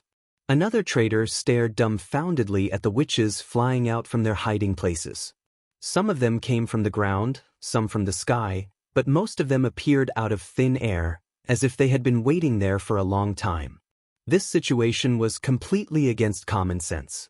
With so many people hiding less than 10 meters away, even if there was no fluctuation of the force of nature, they should have been able to detect their breathing and footsteps. Why didn't the fallen evils who acted as sentries sound the alarm? But now there was no time to think. In an instant, the two groups of witches were engaged in a melee. The originally silent Doc suddenly erupted into a frenzy. Ling had been wandering outside the range of the searchlight. Light and shadow always went hand in hand. Although the searchlight overhead illuminated the yard, it also made the darkness behind the iron suitcases more intense. She had long chosen her targets, the fallen evils standing on the high ground. The long shadows of the fallen evils were connected with the backlight of the suitcases, which was a natural flaw for her. If someone were to look at Ling's back when she was approaching the enemy, they would see a very shocking scene. Her entire body had disappeared into the shadows, leaving only half of her head exposed. From time to time, a few bubbles would come out from under her nose, but they did not make any sound. Soaking in the shadow, she felt warm and comfortable. Even the hot springs in this world could not compare with it. Ever since she transformed into a god's punishment body, she had thought that she would never be able to experience this feeling again, until Phyllis brought back an incredible piece of news a year ago. A strange world that could bring them back to the past. Ling fell in love with this new world at first sight. His Majesty had also changed from a somewhat maverick king to an inviolable chosen one, even though he could not activate the divine mote instrument. She had always tried to persuade Pasha, Celine, and the others to get more opportunities to enter the dream of nature. She had worked hard to get the chance to be chosen as the guardian of the witches who entered the dream of nature. Fighting the demons was his most important mission, but as long as it didn't violate this principle, it was naturally best to relax. Therefore, anyone who wanted to harm His Majesty or destroy the dream world was an unforgivable enemy of the Tequila Witches. Ling rose from the shadows like a ghost and stabbed a dagger into the chest of the fallen evil. These enemies would not be fatally injured by ordinary weapons, so an additional action was needed to inject magic into them. Under the influence of the surging magic power, she could clearly feel that the rotation of the other party's star vortices had become unstable. This kind of situation was similar to the mutual interference between the effects of the ability, and it also confirmed His Majesty's opinion. There was no essential difference between the force of nature and magic power, and they both came from erosion. After that, he just had to casually pull out the corroded core, and the enemy would be paralyzed into a pile of meat paste. The moment the fallen evil collapsed, she had already leaped over several boxes that were several meters apart and appeared behind another fallen evil. Fierce sounds of battle erupted from below as well. Soon, all the enemies who served as sentries were wiped out by her. Ling stood at the highest point of the yard, overlooking the entire battlefield. Her sisters had maintained the same level of use of their abilities as 400 years ago, and they had even become more agile because of Scourge's training. However, compared to their own strength, what was more eye-catching was their soaring momentum. Betty's immense strength allowed her to become as powerful as a transcendent in a short period of time. She held the iron box in one hand and rushed to the front, scattering the fallen evils that came after her. Flash and Phyllis were still very tacit partners. Whenever Flash blinded the enemy with a strong flash, Phyllis's blade claws would appear in the most fatal parts of the enemy. Dawnin, rather. Everyone was the same. This kind of exciting battle reminded Ling of the Tequila era. She could not help but look at Roland. Perhaps even he did not realize the significance of the dream world to the Tequila Witches. Not only was this a place where they could regain their sense of touch and enjoy themselves, but it also allowed them to relax their taut hearts. The hundreds of years after the collapse of the three Saint cities and the division of the Union could be said to be the darkest time for the survivors. Although everyone took a deep breath and tried their best to adapt to their new bodies, their gradually fading senses made them lose the joy of living. Moreover, they did not have a clue about the Chosen One's plan, and everyone was under great pressure. Even if they could survive by changing their bodies, their mental state was deteriorating day by day. At that time, Ling even suspected that they might collapse under the pressure without the demon's help. But now, the third border city was full of vitality. Everyone was excitedly discussing which restaurant had the best takeout, and their forgotten senses were gradually regaining their senses. Even if they did not enter the dream world, they could still hear the cheers and laughter, which was completely different from the scene 100 years ago. Ling knew that her sisters felt the same, which was why she showed such a high morale. The dream world could not tolerate the existence of these erosion enemies. She jumped down from the shadow behind a fallen evils and joined the battle below. As soon as the container was thrown out by Betty, Roland had already rushed forward and bumped into the leader of the enemy. Roland knew from his experience of fighting with magic creatures that these monsters were extremely troublesome for martialists, and they were the biggest variable on the battlefield. Whether it was the strange black and red domain or the twisting black tentacles, they were very troublesome to deal with. Even the witches could not escape if they were entangled. However, the ability of the magic creatures had no effect on him. As long as he stalled the leader, the witches would naturally deal with the rest of the enemies. The situation was just as Roland had expected. When Alpha found that he could not get rid of Roland for a while, his arrogant tone finally changed. I already told you that I'm the creator of this place. Roland did not want to give the other party a chance to speak. After all, he had heard the same words over and over again. So what if you're an oracle? Is an oracle that great? He pinned him to the ground, muttering indignantly as he pummeled his enemy's face until the strange mask broke into pieces, revealing the rotating astrolabe underneath. Its face was the core of a huge mass. Without hesitation, Roland grabbed the astrolabe and pulled it outward until it completely fell off. At that moment, the jubilant power in his body suddenly gushed out and engulfed the astrolabe, turning it into a dazzling pillar of light that shot out from his hand and into the sky. As if they had heard the call of the pillar of light, the cores that had fallen off from the fallen evils scattered into specks of starlight and gathered together, lighting up the dark sky for a moment. The feeling that the world was faintly changing came back to him. But this was not the end.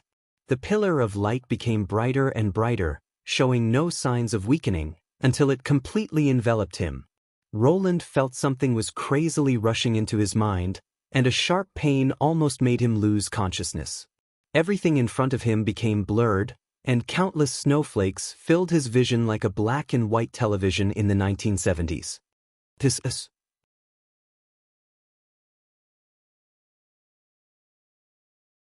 Chapter 1245. What is going on? Roland tried to make a sound or move his body, but he got no response. Flickering images kept flashing before his eyes, like a slideshow. Countless black dots moved around the sinkhole, like ants building a nest. Gradually, a high platform rose from the ground. However, compared to the incomparably huge sinkhole, the huge platform was only equivalent to a slightly raised mound on the ground. But he was surprised to find that he had seen this building built with rough stone before. On the mural in the Temple of the Cursed. Following his thought, the snowflakes on the screen zoomed in with a hissing sound. The black dots turned into squirming creatures, and their appearance matched the main body in the mural, the Radiation Clan. Soon, the scene in front of him overlapped with the contents of the mural. More than 10 main bodies carried the relics of the gods onto the platform and formed a circle. Their bodies expanded and contracted as if they were performing some kind of ritual. Below the platform, tens of thousands of matchstick men were escorted to the surroundings of the sinkhole, and then pushed into the bottomless sinkhole while the Radiation Clan danced wildly. In this fanatical atmosphere, the last relic was pieced together, and the clear crystal became a complete and smooth prismatic body. It emitted a dazzling light and floated toward the sinkhole. Then, it fell straight down and quickly disappeared from sight. He suddenly realized that this might be the bottomless land that Lon mentioned. But this was only the beginning. The next scene made Roland's eyes widen. He saw an orange beam of light rising from the sinkhole, shooting straight into the sky. This scene was like the vision of the dream world mentioned by the ancient witches, but much more magnificent. And the position in the sky happened to be facing the bloody moon, which was where the erosion was. For a moment, heaven and earth seemed to be connected, and the so-called bottomless land and the erosion mouth were just two ends of the beam of light. The Radiation Clan rushed into the sinkhole like moths to a flame. But they did not fall into the abyss. Instead, they floated lightly as if they were being carried by something, and rose to the end of the sky. For a moment, there were countless black dots in the beam of light. Is this the upgrade of civilization? Roland couldn't help but think to himself as he watched the black dots disappear into the clouds under the gentle pillar of light. Breaking free from the shackles of the earth and entering a new world. Such a magnificent scene would probably stir anyone's heart. But in such a scene, he heard a deep sigh. The sound seemed to echo directly in his mind, so clear that it could not be an illusion. After the sigh, time flowed much faster, and the snowflake-like noise became denser. The scene changed constantly, causing the earth to look like it had changed into mulberry fields. Scattered towns appeared beside the patio. Perhaps not all of the radiation race had chosen to join the light pillar, but a small number of them had chosen to stay. Was it out of nostalgia for this world, or fear of the sky and the unknown? Roland did not know. He only saw that occasionally there were still black spots walking into the passage that connected heaven and earth, like the adventurers in the legends who pursued the deeds of the sages and embarked on an unknown road. However, compared to the scene where the races gathered at the beginning, they seemed much more lonely. The pillar of light became dimmer and dimmer. At a certain moment, it flickered twice and completely disappeared without a trace. The dense snowflakes had covered every corner of Roland's field of vision, as if the story was coming to an end. According to the current situation, the world would return to peace, and the legend of the path to heaven would be preserved in the biographies of the radiation race for generations to come. Perhaps there would be some unwilling descendants who would go into the patio and try to find the path to upgrade and regain the glory of God. But that would be a long time in the future. Just when Roland thought the scene would end like this, a high wall suddenly appeared at the end of the earth. At first, he thought it was just an illusion. After all, the dense snowflakes had seriously obstructed his vision. But when the wall approached the patio, he finally saw what it was. Giant waves, taller than the impassable mountain range, were crashing down on the earth with unstoppable momentum, instantly swallowing up the jigsaw towns. The height of the waves was even as high as the clouds, reflecting a new skyline under the sunlight. Roland could imagine how desperate the Radiation Clan must have been after witnessing all this. But this was far from the end of the disaster. As soon as the tsunami passed, volcanoes rose in the distance. The violent eruption eclipsed the sun, and volcanic ash rose into the sky, forming a special phenomenon of electric discharge. Then came the heavy rain and the cold winter, as if the Earth's crust had suddenly entered the most active period. In front of this doomsday scene, the original appearance of the world was no longer there. Hiss, hiss. The image was gradually distorted, and the noise had almost completely filled up everything he saw. Before everything disappeared, the last thing he saw was the glacier melting, and a tenacious plant poking its head out of the soil and opening a new bud. Your Majesty, are you okay? Roland felt someone gently shaking him, and his voice was full of worry. He suddenly opened his eyes. The ubiquitous snowflakes had disappeared, and everything in his eyes was clear again. It was still the inland river dock. It's over? Roland looked at his palm and murmured to himself. Phyllis, however, thought he was asking her. Yes, all the enemies were killed. None of them escaped. The magic cores also disappeared. The whole process lasted for several minutes. Only you stood there motionlessly, as if you were asleep. Your Majesty, are you really okay? Roland did not know whether he was fine or not.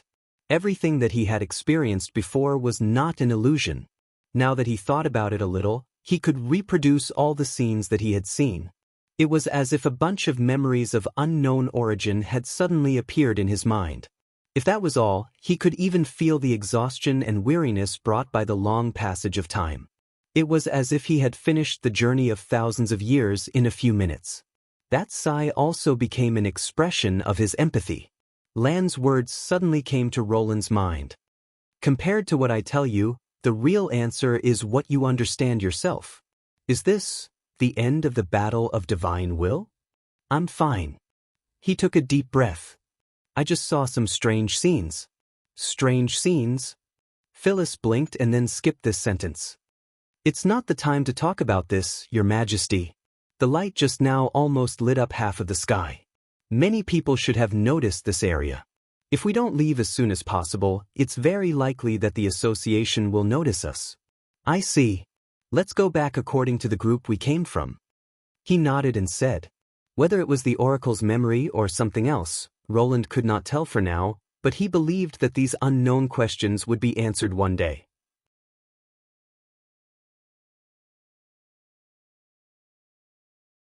Chapter 1246. In the northernmost port of the Kingdom of Everwinter. Don't push. Get in line. Throw away your luggage. Don't bring it on board. The King of Grey Castle will give you enough food and clothes. If you want to live, throw them into the water. Hurry up. Women and children first. The port was crowded with refugees. Many of them were rushing to the ships that were raising their sails. If the First Army and the Lord's Guards had not maintained order with their swords, the narrow trestles would have become a road to hell where the strong preyed on the weak. Captain, this ship. I'm afraid it's not enough. The guard looked back worriedly. At this time, a ship full of refugees was slowly leaving the port. He must be a real man to dare to come to the northernmost port at this time. Uncle Sang's eyes never left the muzzle. In just 3 or 4 days, the red mist had spread from the top of the impassable mountain to the northernmost port. It was like thick blood hanging on the skyline, making people feel depressed. "Bus, will you save a seat for us?" The man muttered. "If it's Nail," Uncle Sang said with a smile, "even if he doesn't get on the ship himself, he'll make room for us." More than half a month ago, they received an order to leave the Hermes Plateau for the northernmost city of the Kingdom of Everwinter.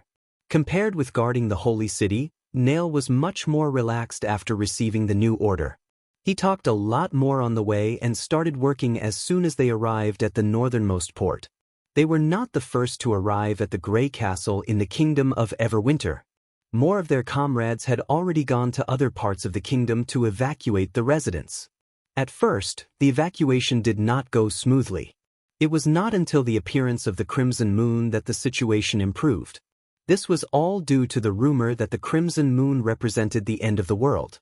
Therefore, when the Crimson Moon really appeared in the sky, many local people were scared out of their wits and directly went to the military station to ask to leave. Unfortunately, the good times did not last long. Only 4 or 5 days later, the news of the red mist came from the front line. Within the same day, the First Army fought with the demons.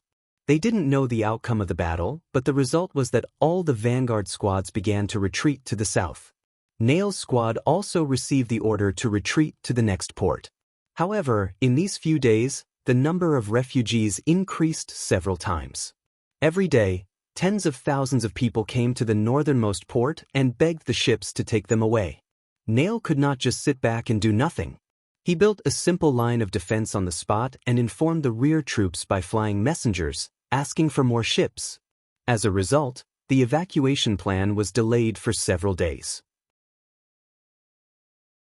However, Uncle Sang knew that once the news spread, fewer and fewer ships would dare to sail to the north. These fjords merchant ships who had been paid by His Majesty would not risk their lives for him. They might leave the port, but they would never arrive. Based on the current situation, this would be the last batch of ships to sail to the north. Fortunately, Nail should also know this, so he asked them to bury the explosives early in the morning. Firstly, they could resist the enemy when necessary, and secondly, they could destroy the equipment that could not be taken away, lest it fall into the hands of the demons. "Captain, there's smoke rising in front," someone shouted. "Again." Uncle Sang spat on the ground and said, "Everyone, get into position." In the absence of enough manpower and witches to investigate, the ancient way of communication came into play again. This was not the first time that the demons had visited the northernmost port. There were several demon corpses lying in the field outside the town. According to the handbook distributed by their superiors, they were almost mad demons. Although the demons were sparse and low-level, it meant that they had indeed appeared on the land of the Kingdom of Everwinter and were gradually approaching the town as the red mist spread. Nail's squad had been stationed in Hermes since the Battle of Coldwind Ridge and had not participated in the expedition against the Tequila. Although Uncle Sang had heard a lot of rumors, it was the first time for him to fight against the demons. Over the past few days, Uncle Sang concluded that as long as the mad demons were not within 200 meters, they were easier to deal with than the church's scourge. Therefore, he was not too worried about the smoke rising in front of him. On the contrary, he was very concerned about Nail's next decision. There was no doubt that the remaining 2 ships could not take all the refugees out of this place. How should the boss deal with the rest of the refugees? Should he leave them to fend for themselves or take them to the south along the coastline? Just then, the first mad demon appeared outside the barbed wire fence on the street. Uncle Sang could not help but frown. Like most port towns, the northernmost port did not have a city wall. Therefore, the defense line was set on the main road of the dock. Except for the refugees, the rest of the residents had already been evacuated. It was not surprising that the demons were attracted here. What surprised him was that the scouts were still nowhere to be seen. Theoretically, they should have retreated after lighting the beacon and returned to the defense line faster than the demons. Gradually, more mad demons appeared from the corner of the street and swarmed toward the dock. Fire! 2 machine gun squads fired at the end of the street at the same time and rained bullets on the demons. The demons reacted quickly and immediately used the surrounding buildings as their hiding places. When the smoke dissipated, only 2 corpses were left hanging on the barbed wire fence. Soon, gunshots were heard from the rooftops. Apparently, the demons had encountered the sniper team that had been waiting for them for a long time. This was how the sniper team defended the port. Considering that the field of vision in the town was not as wide as that in the suburbs, what he had done the most over the past week was to set up roadblocks. Whether it was to dump garbage or demolish houses, 9 out of 10 alleys leading to the dock were blocked, and each block occupied an entire street. These roadblocks could not prevent the demons from moving, but they could effectively delay them. If the demons did not want to waste time clearing and climbing over the roadblocks, they would have to break through the main road blocked by machine guns. The next step was to fight the demons, suppress them with firepower, and continue to look for cover. The demons should be small in number. Based on the current situation, it was unlikely that they would rush to the defense line and throw their spears. At this time, they should choose to retreat. However, the demons were still stubbornly hiding, as if they wanted to exhaust the First Army's ammunition. In terms of perseverance, this small team of demons was much more tenacious than the ones they had seen a few days ago. It was as if they had seen a lot of bullets. Uncle Sang sneered. If the God's Punishment Army knew this trick, they would not be able to withstand it. Unfortunately, the First Army was much more well-equipped now.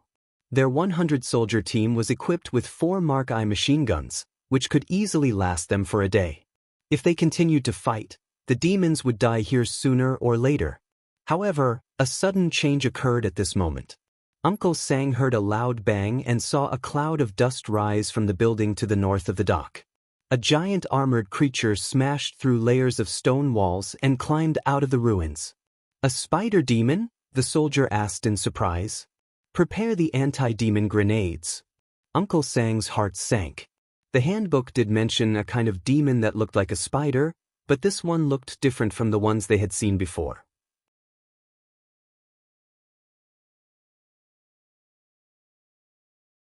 Chapter 1247. 2 soldiers quickly approached the new enemy and pulled the triggers of the anti-demon grenades. 2 wisps of green smoke shot out from the bunker one after the other toward the huge spider demon. It was almost impossible to miss such an eye-catching target. Uncle Sang's heart skipped a beat when he saw the trail of the grenades. He had a feeling that the thick carapace on the spider demon's body was not easy to deal with. His bad premonition came true. Because the angle of the grenade was slightly off, after hitting the target, it bounced to one side and directly fell into the ground. The other one hit the spider demon's front leg head-on. The explosion stirred up a cloud of thick smoke. However, the spider demon did not stop moving. It only paused for a moment before it stepped out of the smoke. "Idiot, shoot its body," one of his subordinates shouted. "Let me try." Another soldier volunteered. He carried a box of grenades and climbed out of the trench. Uncle Sang did not stop him, but he was not as optimistic as the others. He now understood why the new spider demon was so strange. Compared to the ugly and irregular monsters in the manual, this monstrous beast was much more coordinated. The armor on its limbs was not a random pile of stones, but a well-organized, multifaceted prism. If the monstrous beast retracted its limbs, it might be able to form a trapezoidal platform with the stones on its back. Moreover, when the spider demon moved, its limbs changed greatly, which made it difficult for the soldiers to accurately hit its torso or abdomen. It was not a coincidence that they missed the spider demon. As expected, the next few grenades did not stop the spider demon. It even deliberately closed its limbs after the grenades were fired, as if it was a conditioned reflex. At the same time, the mad demon appeared in the gap created by the enemy. Damn it. Can't these guys shoot more accurately? The machine gunner complained as he adjusted the muzzle. Enough. Uncle Sang said decisively. Retreat to the second line of defense and leave this area to them. Get ready to detonate the explosives. But, no buts. Uncle Sang shouted. If we are surrounded from the side, we won't be able to escape even if we want to. The bugle sounded quickly. Nail's team followed the training plan and retreated to the port. As for the refugees, they could only watch helplessly as the monster approached, and the queue began to panic. The soldier in charge of the detonation nimbly connected the detonating wire to a hand-cranked motor and quickly shook it. Captain, we're ready to detonate at any time. Very well, let it have a taste of explosives. Uncle Sang stared at the rampaging monstrous beast and gestured with his hand. Wait a little longer. Now, as the soldiers fiercely pressed down on the detonation lever, more than 10 muffled explosions rang in everyone's ears. In an instant, the ground beneath their feet seemed to tremble, and a series of rising pillars of smoke almost filled the entire empty space. One pile of explosives was buried under the spider demon. The fierce impact caused half of its body to fly up into the air. The stone armor on its feet became a heavy burden and broke its joints. By the time it landed, it no longer had the ability to move. Like a giant beast that had been blown up, it slumped to the ground. A series of whistles sounded in the camp. However, before everyone could heave a sigh of relief, a similar crash sounded from the east side of the dock. Another spider demon suddenly appeared on the battlefield. Seeing this scene, Uncle Sang was glad that he had made the right choice. He vaguely realized that the demon's attack this time would be completely different from the previous ones. It was obvious that they intended to surround them and wipe them out. The sentries did not return on time, most likely because they had been cut off by the enemy. If they had hesitated for a moment longer, the machine gun squad would not have been able to escape unscathed. Although the First Army had given up on blocking the narrow street, the 4 Mark I guns were still able to suppress the mad demon's advance for the time being. However, this did not mean that the crisis was over. Who knew how many spider demons the enemy had prepared? 2 more came? No, if 1 more came, they would only be able to hold on for a few minutes. To make matters worse, there were still many refugees on the dock waiting to evacuate. Once panic spread and order went out of control, they would not even be able to return to the ships, let alone rescue them. When the smoke dissipated, the demons had already taken advantage of this opportunity to enter the empty space that had been turned over by the explosives. The sound of machine guns firing rang out incessantly. Boom! While Uncle Sang was at his wit's end, he suddenly heard a familiar roar behind him. Even with his eyes closed, he could still recognize the source of the sound. To the First Army, the sound of the 152mm long-song cannons could not be any more familiar. However, they had not deployed any artillery at all. Uncle Sang turned around in surprise and saw a ship made of steel slowly sailing into the harbor. The cannon at the bow of the ship was almost parallel to the deck, pointing straight at the defense line. That's the Roland. Someone among the soldiers quickly recognized the iron ship. Haven't they already retreated? Forget it. We have reinforcements. Long live His Majesty. Kill those bastards. Shells whizzed over the soldiers' heads and landed on the empty space one after another. Occasionally, the smoke rose from the trench, and the shrapnel even hit the sandbags in front of the trench. The flying soil was like raindrops smashing on their heads. Usually, they would curse the artillery battalion with the most vicious language, calling them blind and lunatics. But now, there were only sounds of praise in the trench. The roars of the long-song cannons seemed to have become the most pleasant music to the ears. Did Nail not abandon the rest of the people because he had been waiting for this moment? Uncle Sang noticed that the last group of refugees were boarding the Roland under the guidance of the soldiers. Now, there were just enough people on the dock. Although he did not know how Nail had asked for instructions from his superiors, it was obviously the best time to evacuate. Attention, everyone. Let's go to the dock now. Uncle Sang shouted. "One by one. Don't fall behind. Once everyone leaves, detonate the rest of the explosives." The order was quickly spread throughout the trench by word of mouth. The final evacuation had begun. The Mark I-type heavy machine guns and the rest of the ammunition were left behind. Although the soldiers were distressed by the loss, it was His Majesty's order. Under any circumstances, the safety of the people should take precedence over the weapons. As long as the soldiers were still alive, the weapons could be made again. After they entered the dock, the demons occupied the second defense line under the bombardment. However, what awaited them was a deafening explosion. Thousands of kilograms of explosives sent the remaining weapons and the mad demons into the sky.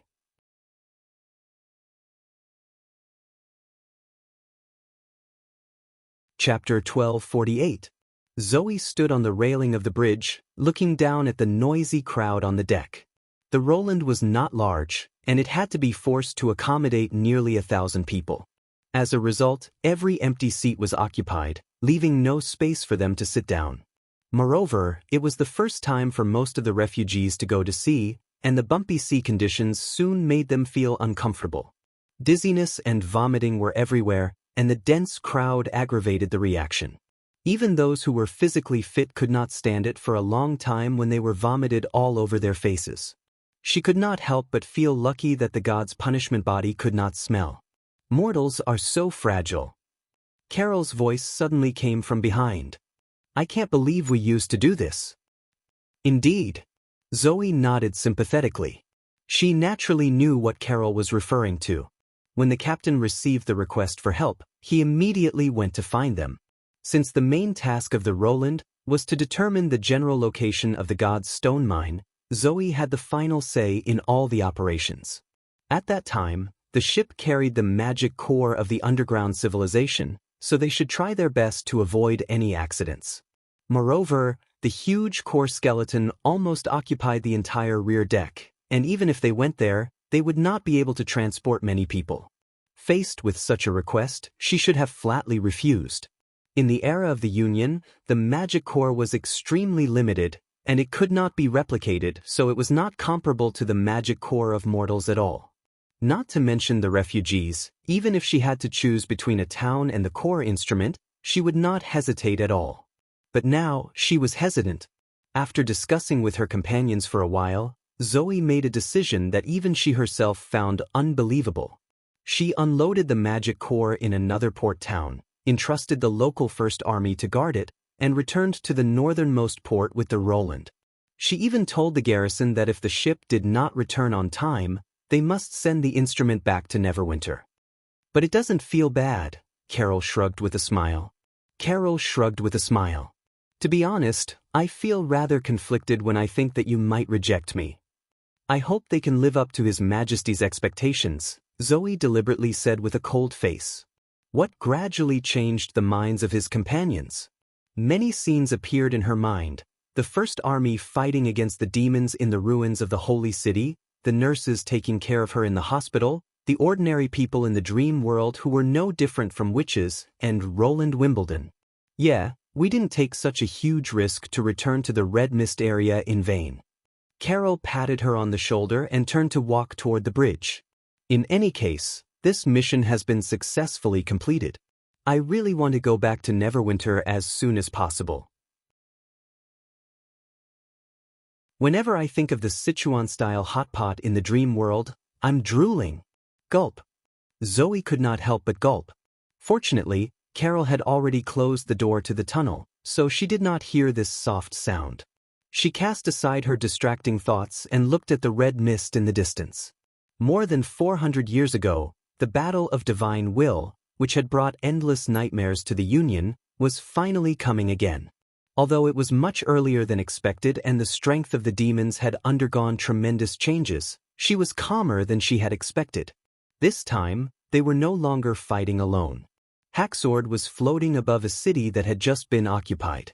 There was no billowing smoke, nor was there a bloody battlefield. Most of the buildings were in good condition, and it did not look like a place that had just experienced a dangerous siege. The resistance of the humans was negligible, even worse than 400 years ago. If not for its trust in Osruk, it would have thought that the ones occupying the southwest of this continent were not humans, but the Sky-Sea realm. In just a short week, the demon army had expanded the battlefront to a distance of hundreds of miles, and established outposts in places that were not yet covered by the life floaters.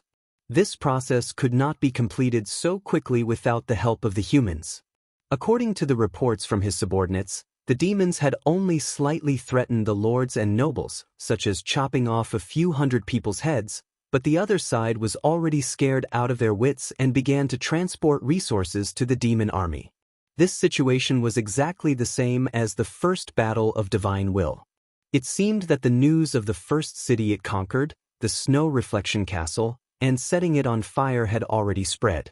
The other side undoubtedly understood the consequences of going against the demon army. With the expansion of the offensive, Hacksword gradually obtained a lot of information from the humans. It did not understand why the demon army, which had already united as a whole during the Union's era, had now become a pile of loose sand. A mere corner of the continent had actually been divided into 4 kingdoms, and their orders were not interlinked. The Union that had once ruled over the human army had also disappeared.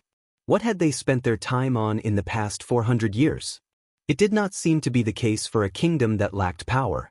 After all, even its most valued genius general had fallen in the hands of the humans. Did the other side not understand the power of unity? But regardless, Hacksword's heart that had been hanging in suspense was finally at ease. Although there were many accidents in the Western Front offensive, it was still successfully carried out according to plan. The Birth Tower had now been successfully activated, and it had not let down the king's trust. At least, compared to Blood, who only had a loud voice, and Mask, whose words could not be trusted, it had at least fulfilled its promise. After passing through a series of distortion doors, Hacksword returned to the collapse of the Cracked Ridge Mountains. As a stronghold to annex the last piece of the puzzle in the Land of Dawn, it had already decided to name this city Sky. Just like its own title, this city would definitely be remembered by the demon army. Almost at the same time, the adjutant also sent reports of the advancement in other directions.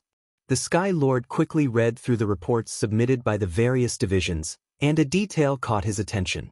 There was a large number of refugees fleeing everywhere in the Kingdom of Everwinter. If that was all, it would not be surprising. After all, most of the refugees would die on the way even if they were left alone. And this kind of fleeing seemed to be organized and premeditated. They were all heading south towards the Kingdom of Wolfheart, and they were advancing on land and water simultaneously. Not only did the troops that wanted to stop them fail to stop them, but they were also fiercely counterattacked. Their behavior was very similar to that of the enemies that Osruk had mentioned. Even though a few troops led by Ascendants had achieved victory, they still lacked the manpower to completely stop them. This was also the disadvantage of choosing to erect the Birth Tower on a high mountain. Without the assistance of the Distortion Door, the primal demons and junior demons would not be able to rely on their own strength to trek into the human territory. He could not help but frown. Where's the Nightmare Lord? The Nightmare Lord is still immersed in the floating pool and has not shown any signs of waking up. Damn it, it's almost been more than 10 days. Did this guy go too deep and get swallowed by the realm of mind? Hacksword summoned a distortion door and stepped into the lowest level of the Rift Valley. Valkyries maintained her initial silent posture as she sat cross-legged in the shimmering water. Her expression was natural, without any signs of struggle when she was being devoured. Other than the fact that she had been connected for a long time, there was nothing out of the ordinary. This meant that it was still conscious and was swimming in the sea of consciousness. If the other party was a blood conqueror, the Sky Lord would have long slapped him.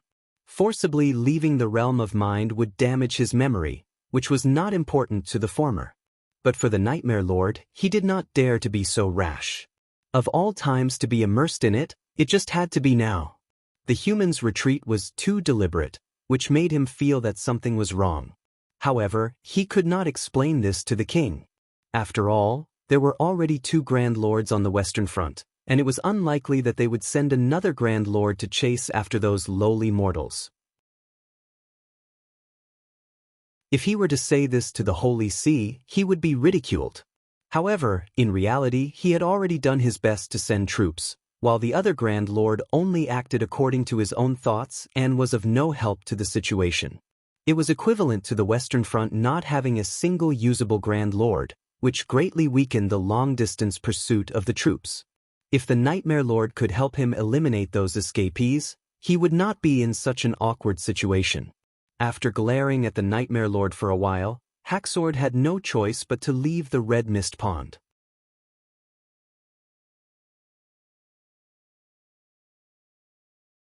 Chapter 1249. In the Kingdom of Wolfheart, at the Sedimentation Bay. White drove a carriage of people into the bustling port area. Ladies and gentlemen, we're about to arrive at our destination.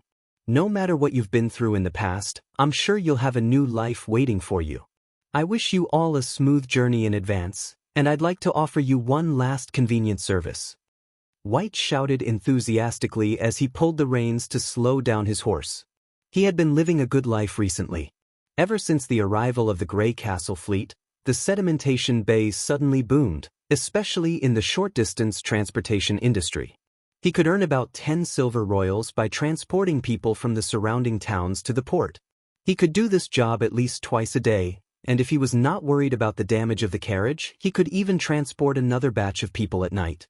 His income was almost as high as when he had worked for the church. What was even more amazing was that the reward was not collected from the people on the train, but from the people of Grey Castle. As long as they stamped a piece of paper with the stamp of both places, they would receive the reward according to the number of people they killed after passing through the checkpoint. The reward would be paid immediately without delay. Because of this, transportation became a popular industry. Many sailors and handymen joined in. Even if they did not know how to drive a carriage, they could still find someone to work for them. They did not need to pick their passengers, and when they arrived at the destination, they could just pick a full carriage and set off. The only thing they had to consider was which town to transport people to. After all, the distance was related to the cost. Obviously, Grey Castle wanted to treat everyone equally. As long as they were willing to leave the Kingdom of Wolfheart, they would help them regardless of whether they had money or not. However, the King of Grey Castle was wealthy and could afford to do whatever he wanted. White did not want to let go of this hard-earned opportunity. After all, he would be a fool not to make money. Moreover, he had already heard that something had happened in the north. The number of refugees pouring into the Kingdom of Wolfheart from the border was increasing rapidly. Those rumors were not groundless. He also heard from Smarty that the Lord of the Sedimentation Bay, Baron Jean Bate, had secretly transported a lot of things from his mansion onto the ship. If even Baron had to avoid risks, White naturally had to make preparations in advance. If he could make more money now, he would have more leeway in the future. What kind of convenient service? Someone asked. Some useful experiences and reminders. White pointed to the harbor where large ships were gathered. Look over there. Although everyone wants to go to Grey Castle, the journey is not the same. I was in the Sedimentation Bay before they came here, so I've heard some things. Maybe I can be of some help to you in the future. Then, please tell us. Of course, the prerequisite is that you have to spend a small sum of money. Not much, just 1 silver royal will do. White knew that those penniless people didn't care about their future. As long as they had food to eat, it didn't make much difference whether they asked or not. Therefore, from the beginning, his target was the refugees who had some savings. They were always particularly interested in this kind of side benefit. Plus, the price was not high, and they did not have to pay a dime for the carriage, so they were not too resistant to buying information. Because he was once such a person. A trick of a mouse.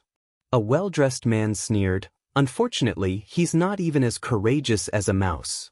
Give him a silver royal. Soon, someone beside him handed him the money. He actually brought an entourage. Looks like he's a noble. White smiled fawningly, but he didn't think much of it. How could a noble be so poor that he didn't even have a carriage and had to squeeze into a carriage with a commoner? This is my share. The other young man hesitated for a moment before he took out a silver royal from his pocket. Only 2 people are willing to pay? Vanera stopped the carriage and waited for a while. Seeing that no one else said anything, he decided to open the door and let the guests go. In any case, it was better than nothing. It was not a bad thing to have 2 more people on this trip. At this time, the young man said to the others, "Don't get separated. I'll tell you when I get the information. It's free." "Boy, what did you say?" White's face froze. "I paid," the young man said confidently. "It's one thing for you to tell me, but it's another thing for me to tell others. Is there anything wrong with that? You may want to go back on your word, but it won't do you any good. Even if I turn around and let all the people in the port know, it won't affect the people you're transporting. And if you don't get a silver royal, you'll suffer a real loss." What a sharp-tongued guy. White opened his mouth, but found that he did not know how to refute. "Idiot, it's your freedom to do this. Can't you just keep it to yourself?" The nobleman said unhappily, "You have to waste each other's time. This is not a mistake. Why should I hide it?" The young man said bluntly, "I think it's the fairest way to let the coachman know." "Fairest?" The nobleman glanced at him as if he was looking at an idiot, and then turned his head disdainfully to look at White. "Hey, I don't care about this guy. I've already paid. Are you going to tell me or not?" White glared at the young man and had to admit that the young man was right. Okay, I'll be generous this time. But don't get off the carriage. You can stay here and listen to me." Then he roughly told them what he had heard, such as which people Grey Castle favored, the arrangements for evacuating by ship, the things to pay attention to when queuing up and registering, and the second inspection after arriving at the destination. Especially the point of comparison. As long as the people in front entered the port, they would naturally notice the speech of the First Army's guide, and he just summarized a few key points. But the latter was the valuable information he had obtained from chatting with the soldiers. According to the people of Grey Castle, witches would participate in the inspection, and any lies would be exposed. Once the registered identity did not match the reality, they would be labeled as dishonest, and it would be much more difficult for them to find a decent job. In addition, the identity of a noble not only did not help to improve their treatment, but it would also annoy people if they kept talking about it, so it was best to just say one sentence. As long as they could read and write, or had a skill, they basically did not have to worry about their future. "Thank you for your reminder." When they got off the carriage, the young man was the last to leave. "It really saves us a lot of detours." You're welcome. Anyway, you bought it with money." White angrily lit his pipe and took a deep breath. "As for those people, they should be thanking you, but they all scattered as soon as they got off the carriage. Boy, don't always think of yourself as a good person, especially outside. Otherwise, sooner or later, you'll suffer a lot." He himself was the same. What he got in return was nothing but a cold, fake leg. Maybe, but this is the duty of a knight. Do you think I haven't seen a knight? Or are you referring to the descriptions in the ancient books? Come on, the last time I heard of it was from the mouth of a mouse in a tavern. Everyone is like this, but it doesn't mean it's right. Seeing that he was so serious, White raised his eyebrows. "You're a knight?" "No, I haven't been conferred a title. My father is, but he's already. So that's how it is." Another hothead with empty dreams, and it seems that he's even worse off than the previous guy. He waved his hand. "I'm not interested in your family background. By the way, what's your name?" The young man immediately raised his head. "Manfeld Castian."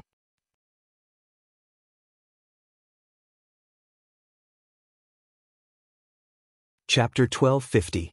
After the carriage left, Manfeld found that, just as the coachman had said, no one stayed behind to wait for him. Everyone had left, and the crowd around him was full of unfamiliar faces. However, he did not feel too depressed. He did not do those things for the sake of gratitude, but because he thought it was the right thing to do. Based on the information provided by the coachman, Manfeld soon found the registration office of the Grey Castle people. In fact, the area was not only full of banners, but also full of people shouting. It was hard not to notice. Despite the large number of people, the order of the scene did not appear chaotic. Iron railings divided the crowd into several folded groups. It seemed that the distance from the entrance to the registration desk had been artificially extended, but this also meant that people could only move forward one by one according to the path defined by the railings. When it was Manfeld's turn, a gray castle man dressed like a soldier received him. These outsiders were all wearing the same uniform, so it was easy to recognize them. Name: Manfeld Castian. Identity: did you commit any crimes? What's your specialty? Just like what the coachman had said, Manfeld answered all the questions truthfully and skipped over his family background. When he was about to elaborate on his specialties, the soldier interrupted him after hearing that he could read and write. That's enough. Get on the boat at pier number 6.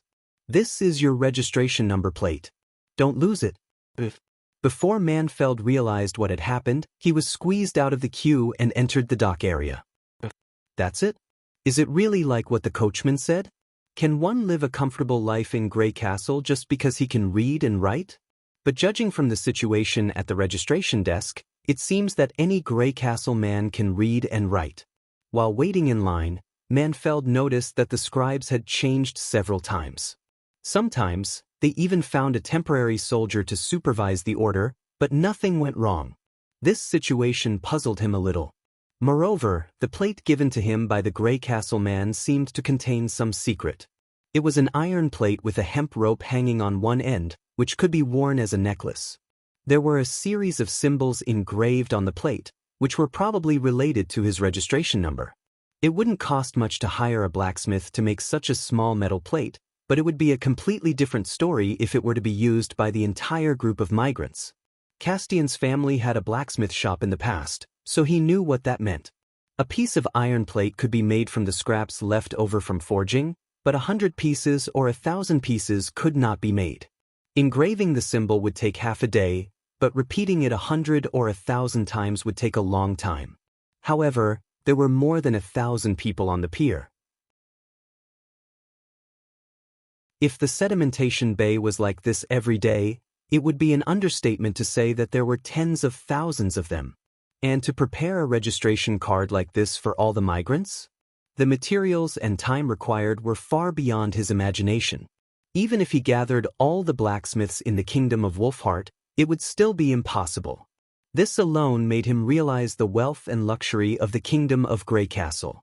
In the past, this title belonged to the kingdom of Dawn. With these thoughts in mind, Manfeld boarded a 3-masted ship. He didn't know if it was because of his specialty, but he was assigned to a cabin for 10 people. It was much better than he had expected to sleep in the cargo hold. Even so, he could not stand the pungent smell in the cabin. No matter how poor his family was, they could at least provide him with a comfortable bedroom. Therefore, he only stayed for a short while before he escaped in a panic. When he was about to go to the deck to get some fresh air, he suddenly heard a soft cry for help. It seemed to come from the end of the corridor. At this time, there were not many people boarding the ship. The sailors were busy on the upper deck, so the cabin was somewhat empty. Except for Manfeld, no one else had heard the cry for help. Without hesitation, Manfeld walked toward the source of the cry.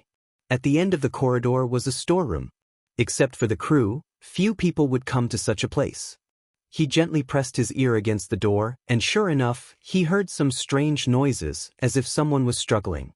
He decisively took 2 steps back, lowered his shoulders, and slammed open the door. Manfeld was taken aback by what he saw. The man standing in the storeroom was the middle-aged nobleman who had been on the carriage with him and mocked him for his stupidity. 2 of his attendants were pressing 2 women to the ground and trying to tie their hands and feet with ropes. The women's mouths were stuffed with a piece of linen cloth, and they could only mumble in a low voice. Apparently, they were brought here by force. "Oh, aren't you a fool who pretends to be fair?" The nobleman said calmly. "If I'm not mistaken, you're also a noble, right? My name is Mac McKinley. What about you?" Manfeld Castian. This was the 3rd time that Manfeld had said his name in a day. He noticed that the moment he revealed his identity, the woman's eyes, which had just lit up with hope, suddenly dimmed, and even her struggle became much weaker. "Castian? I've never heard of him." The man shrugged. "But you're lucky. Since you've met me, I'll let you have some fun. But you'll have to wait after me." "Let them go. Manfeld said in a low voice. Mac McKinley narrowed his eyes. Is there something wrong with you? Do you know who they are? Slaves. And they've been played by countless people. At first, I thought I was mistaken. I didn't expect to meet these two little things on the ship. As far as I know, their owner would never let them go. So, it's simple. They escaped without permission. Even so, you still want to protect them? Even among the slaves, escaped slaves were the lowest kind, almost no different from livestock. No matter what the nobleman did to them, they would not be blamed. But it was just as he had said before. Everyone is like this, but it doesn't mean it's right. The destination of this ship is Grey Castle, right? What are you trying to say? Mac McKinley said with a gloomy face. You must have heard the propaganda of Grey Castle. The royal family of Wimbledon has abolished slavery. So, from the moment they boarded the ship, they were no longer slaves, Manfeld said. And don't forget, after we disembark, there will be a round of investigation, which includes criminal records. If I tell them, do you think the people of Grey Castle will pretend nothing happened? What if I insist? The man asked through clenched teeth. Then beat me first, Manfeld said, rolling up his sleeves. I'm a knight. Before he could finish, Mac McKinley's men had already pounced on him. The outcome of the battle was quickly decided. Apparently, the man's guards were well trained. In the narrow storeroom, Manfeld lost the ability to fight back in less than 10 moves. When he fell to the ground with a swollen face, Mac McKinley came up and gave him a couple of kicks. You want to act cool with your skills? I thought you were as good as your mouth, the middle-aged nobleman spat on the ground. Damn it. You ruined my mood. Since you like to protect these two bitches, I'll let you have them. But don't forget, slaves are slaves. It's the same no matter where they go. It's so unlucky to meet such an idiot. Let's go.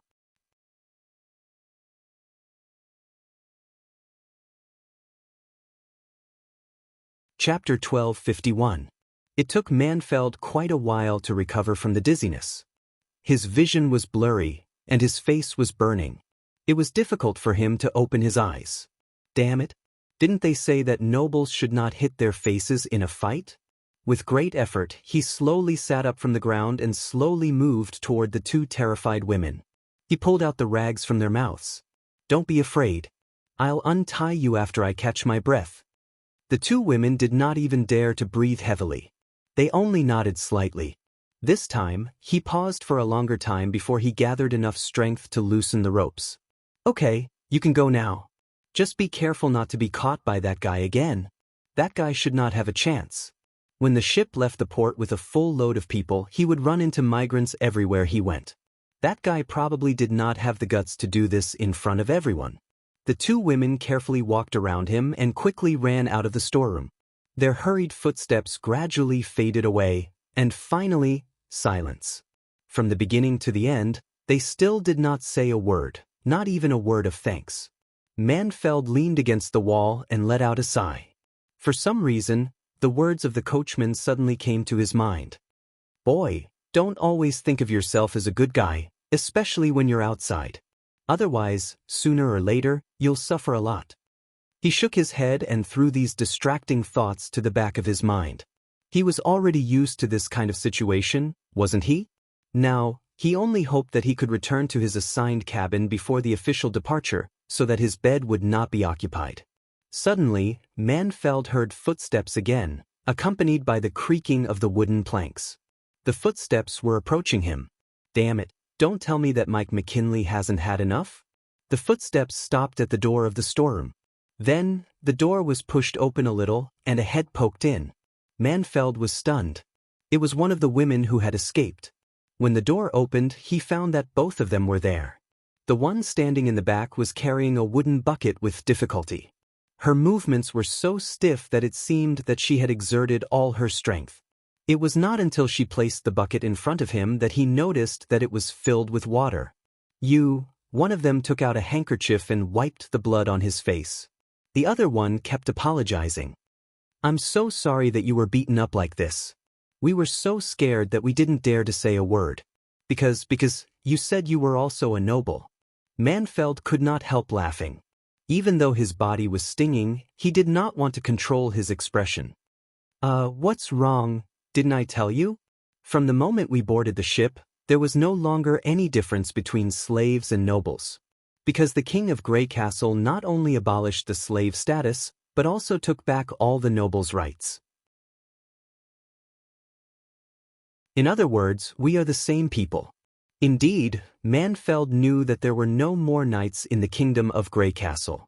Merchants from all over the kingdom of Wolfheart had already spread the news to the kingdom of Wolfheart.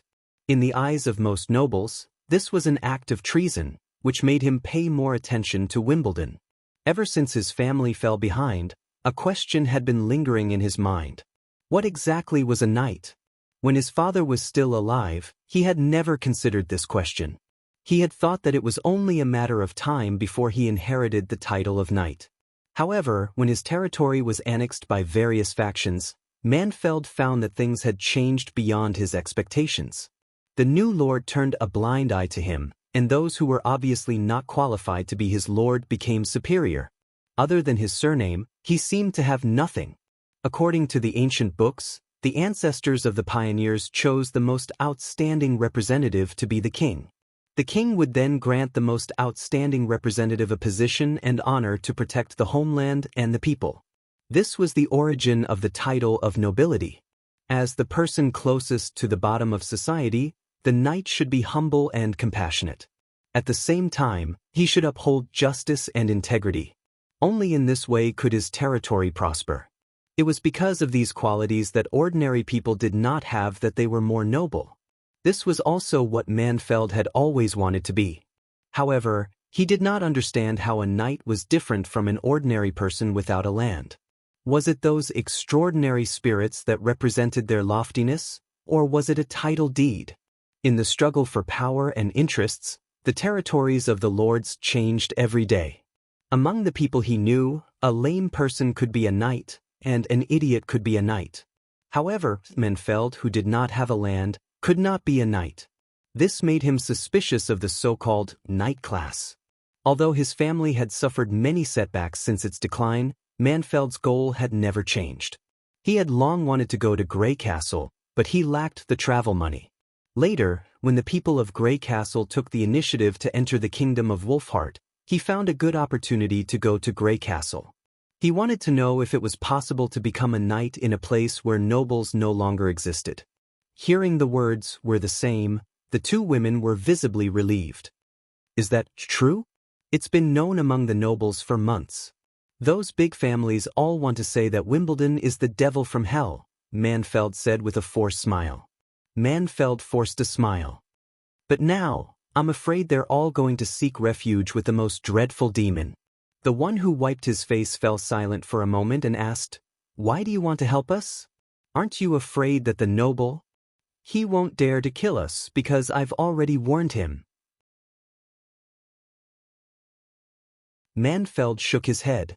"I don't know how the people of Grey Castle will investigate the case, but I heard that witches are involved, so it's impossible for them to lie. Even if he doesn't think it's a crime to humiliate you, killing another noble is a crime that he can't ignore. He knows it." He paused for a moment and said, "By the way, I'm Manfeld Castian. What about you?"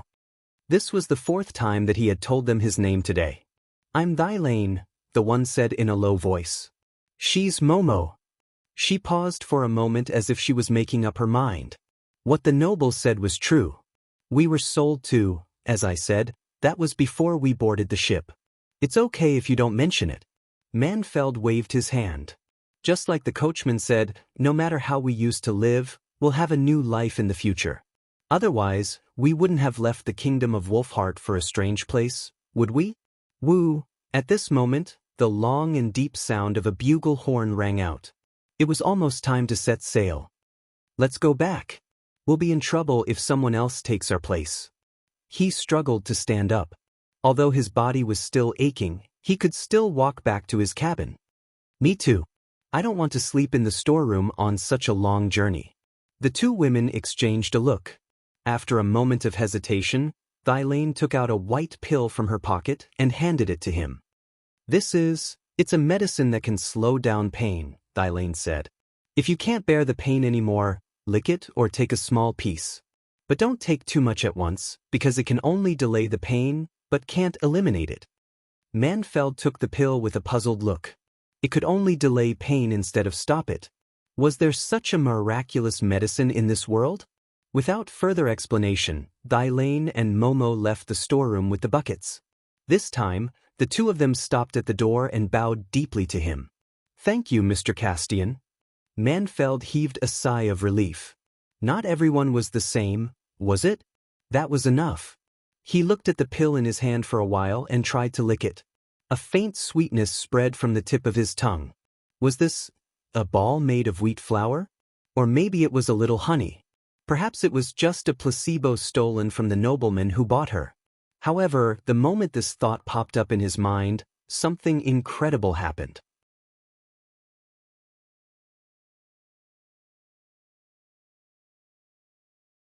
Chapter 1252.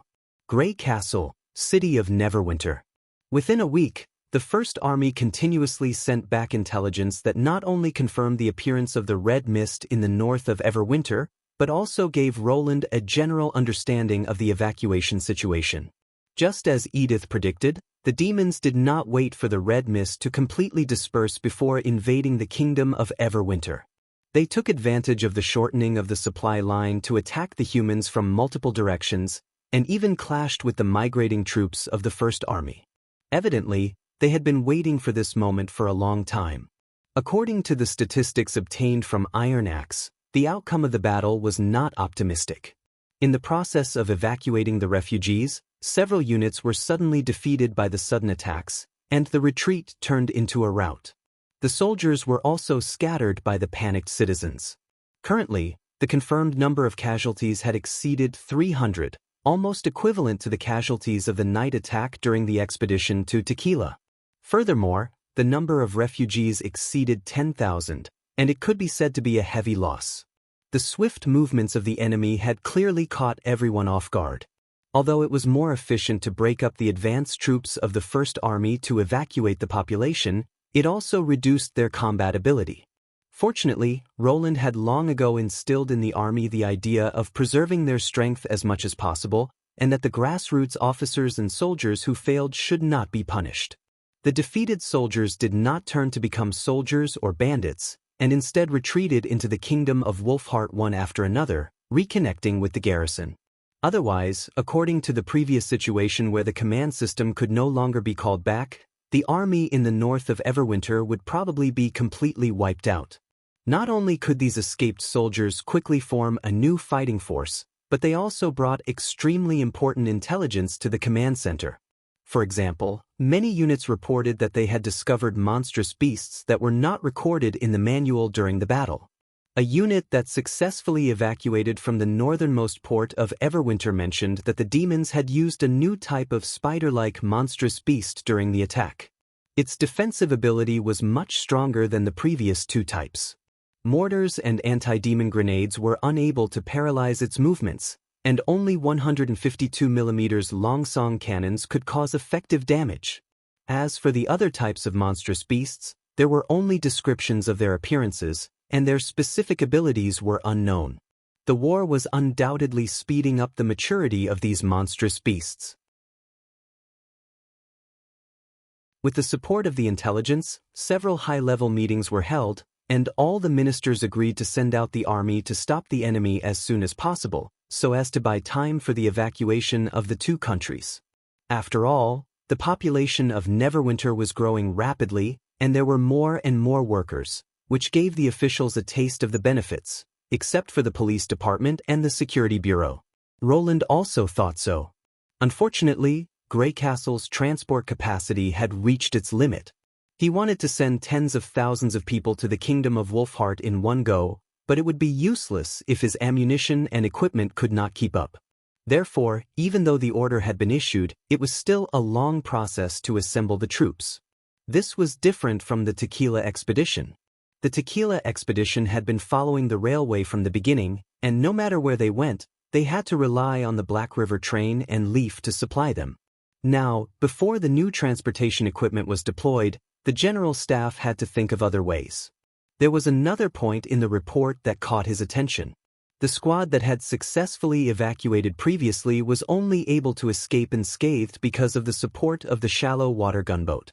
The reason why the Roland could arrive in time was because Zoe and Carol had temporarily abandoned their priceless magic power core for the sake of ordinary people. This change in perspective made Roland realize that the ancient witches might be able to make the relics of the underground civilization play a greater role. He directly went to the 3 senior witches of Tequila. Through the light screen, Pasha, Alethea, and Celine's tentacle-covered bodies appeared on the wall of the office. Roland briefly stated his idea. "You mean to use the instrument of divine retribution as an ability converter?" Celine was the first one to speak. Not just the instrument of divine retribution, but all the magic power cores. Roland nodded. In theory, as long as the cyclone structure of the core was adjusted, it could imitate the abilities of most witches. There were a total of 4 tequila artifacts excavated from the ruins, and the largest one was the most special. Its core cyclone was extremely complicated. According to the deciphered records, it was also a secret weapon that the underground civilization had high hopes for. The ancient witches named it the instrument of divine retribution. However, only the so-called chosen one could activate the instrument of divine retribution, and the only one who seemed qualified, Roland, did not have magic power. Therefore, it had been placed in the underground hall and did nothing. If the core could be changed into other more useful abilities, it would obviously be better than leaving it to collect dust. The only problem was that the magic cores could not be replicated. Losing one meant losing one. For the surviving ancient witches, the magic cores were the direct cause of the division between Tequila and Starfall City. Many members of the Union had sacrificed their lives for them. The significance of this was self-evident. As early as the beginning of the alliance, Roland had promised that he would not force them to hand over the magic power cores. Even now that the Tequila witches had sworn their loyalty to him, he still intended to obtain their unanimous consent through negotiation. Alethea was a little hesitant. "If it were in the 3rd border city, Your Majesty, you could use it however you want. But if it is transported outside the cave, what if it is damaged?" Even Alethea, who was usually the toughest, did not immediately object, which made Roland feel that there was a chance. He struck while the iron was hot and said, "Strict protection and supervision are necessary measures. The damage from outsiders can basically be eliminated, but the wear and tear caused by the large number of uses is inevitable, but it's better than leaving it empty and useless now." Alethea looked at Celine. "How long will it take to transform the instrument of divine retribution into another instrument and then back?" "I think about a few decades," Celine estimated. "After all, its core cyclone is too complicated. If we add the wear and tear, it is very likely that it will never be able to transform back to the form of divine retribution. But I still agree with Your Majesty, but that kind of magic power core can at least contribute to the defeat of the demons," Pasha echoed. "Now we don't need to find the chosen one." Alethea was silent for a while. "Well, since you all agree, let's do it." For a moment, Roland seemed to see Celine pointing her main tentacle at him. "How is it? My persuasion is very effective, right?" Obviously, this was a private conversation. Before he could think of what to say, Celine's next words came to him. "Next time, let more witches from the Quest Society enter the dream world, Your Majesty." It seemed that this was also a kind of bribe. Roland did not know whether to laugh or cry. So, Celine pretended to be indifferent and said in a normal tone, although it was difficult to see any changes in their expressions and demeanor on the original carrier, "What kind of ability do you plan to transform the instrument of divine retribution into?" He was already prepared for this question. Mystery Moon's magnetic power shouldn't be too complicated, right?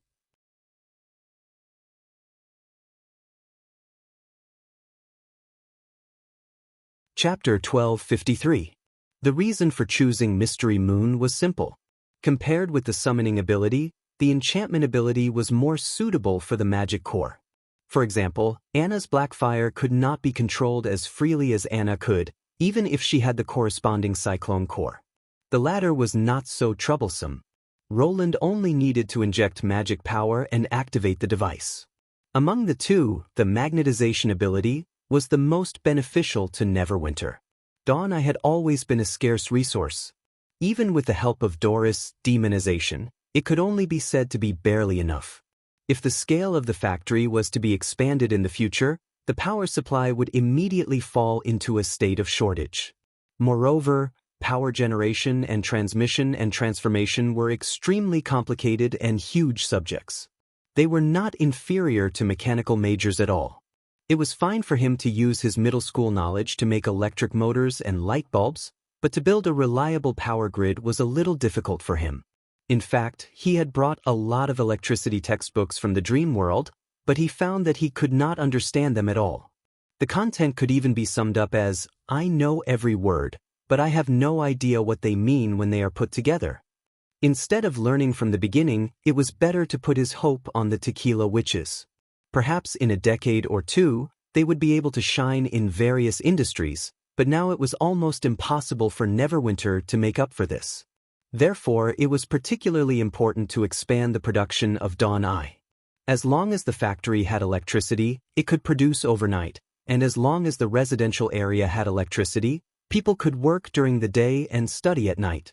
In a sense, the power system could also be regarded as a time device. Celine said that it was not technically difficult. The original carrier's perception of magic power was far superior to that of human beings.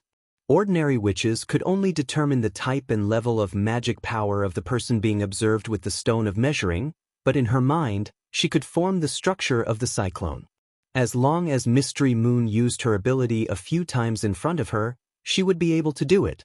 However, when Roland informed Mystery Moon, the little girl expressed a rare hint of resistance. She pouted and said, "If a magic core can replace me, then will you not want me anymore?" Finally, under Roland's coaxing, she finally agreed. And the core that could imitate the magnetization ability was named after her, the Mystery Moon instrument.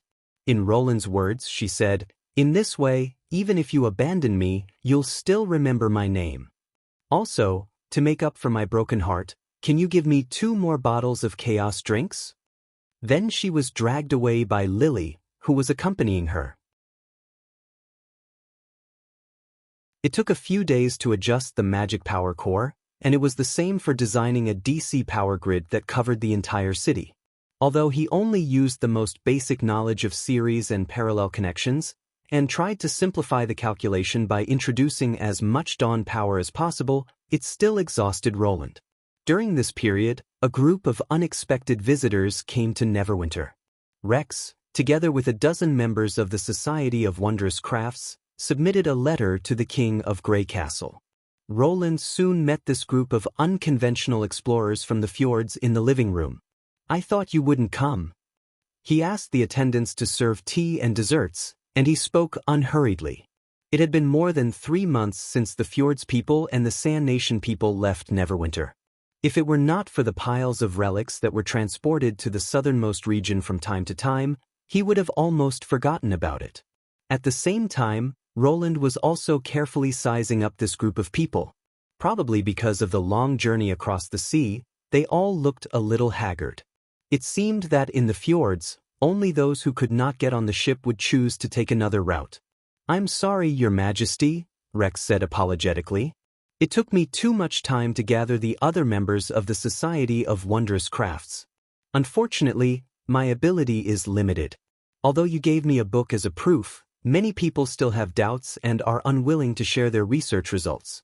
Especially when I mentioned that you invented a machine that can send people into the sky. They think I'm under the same spell as Fan." "What about these people?"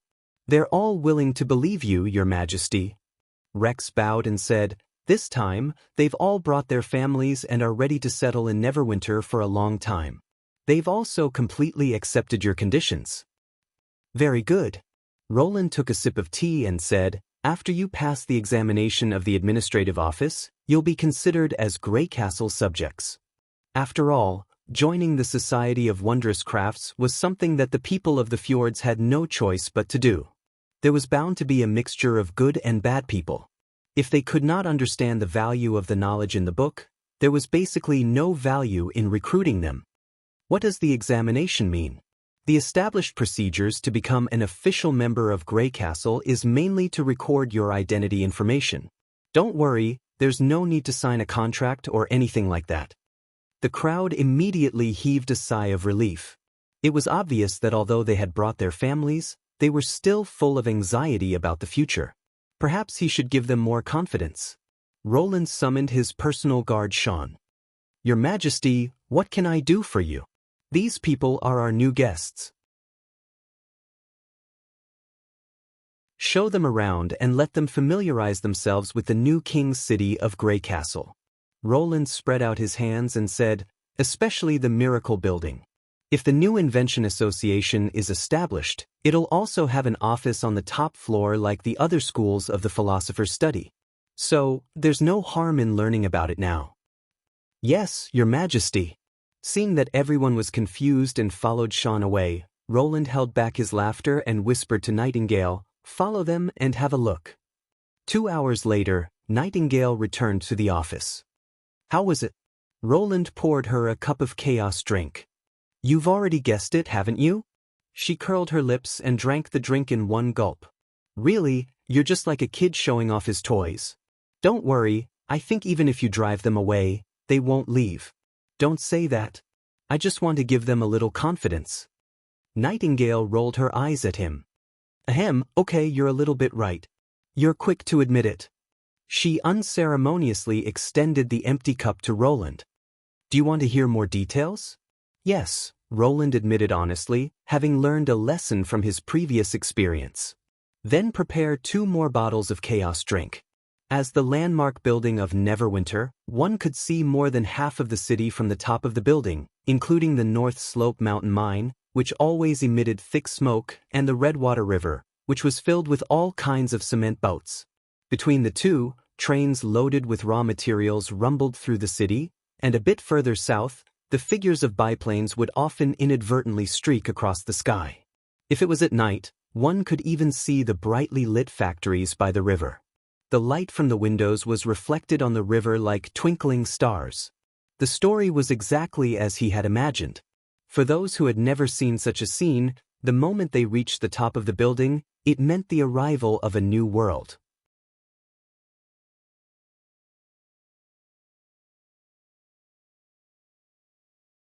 Chapter 1254.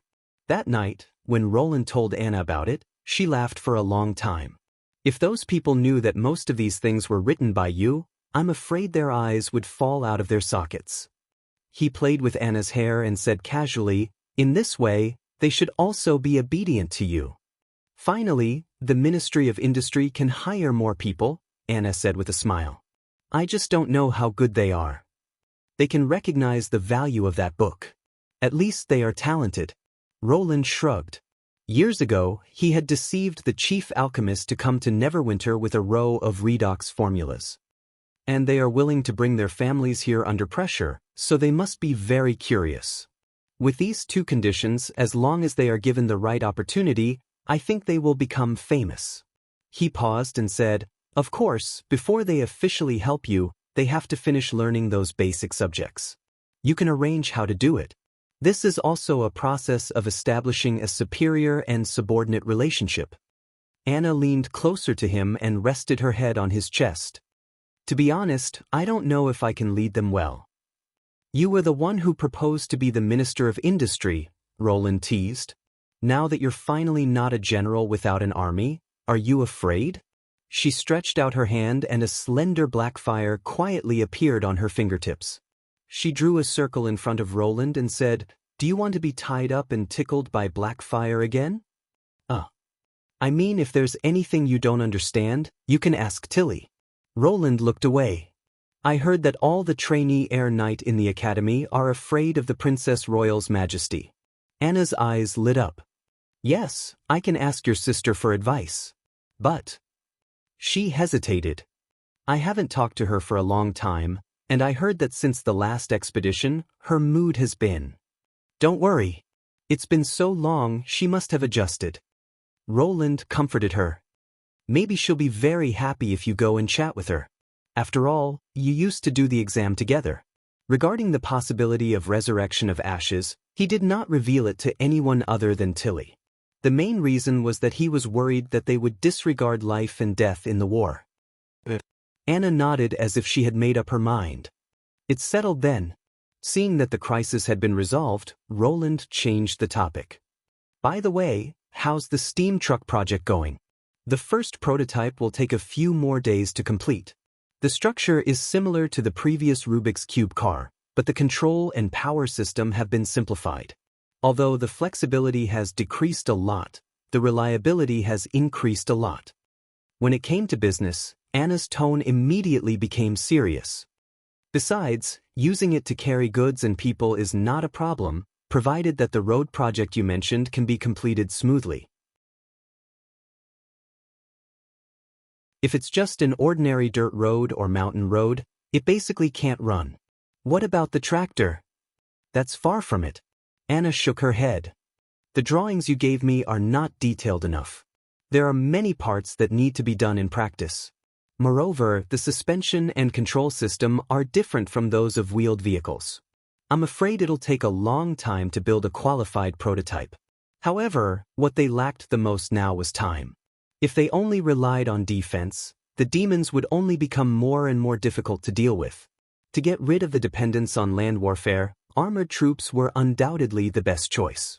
However, it was not easy to collect the drawings of such old, large-scale machinery. Unlike the ready-made products in textbooks, even in the dream world, he could only find some scattered, detailed drawings of the parts. Not to mention that they were not accurate, it was also doubtful whether they could match each other. If they directly used modern parts, Neverwinter's technological level was far from up to standard.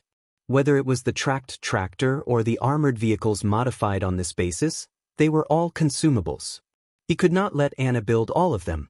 In the end, there were too few people available.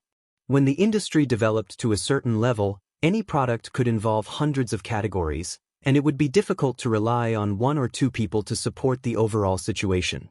This problem would become more and more obvious in the future. For example, Tilly had given him feedback on the shortcomings of the biplane and suggestions for improvement, but he had no time to deal with all of them. If the third battle of Divine Will came 50 years later, all of these problems could be easily solved. However, the enemies obviously would not give him this opportunity.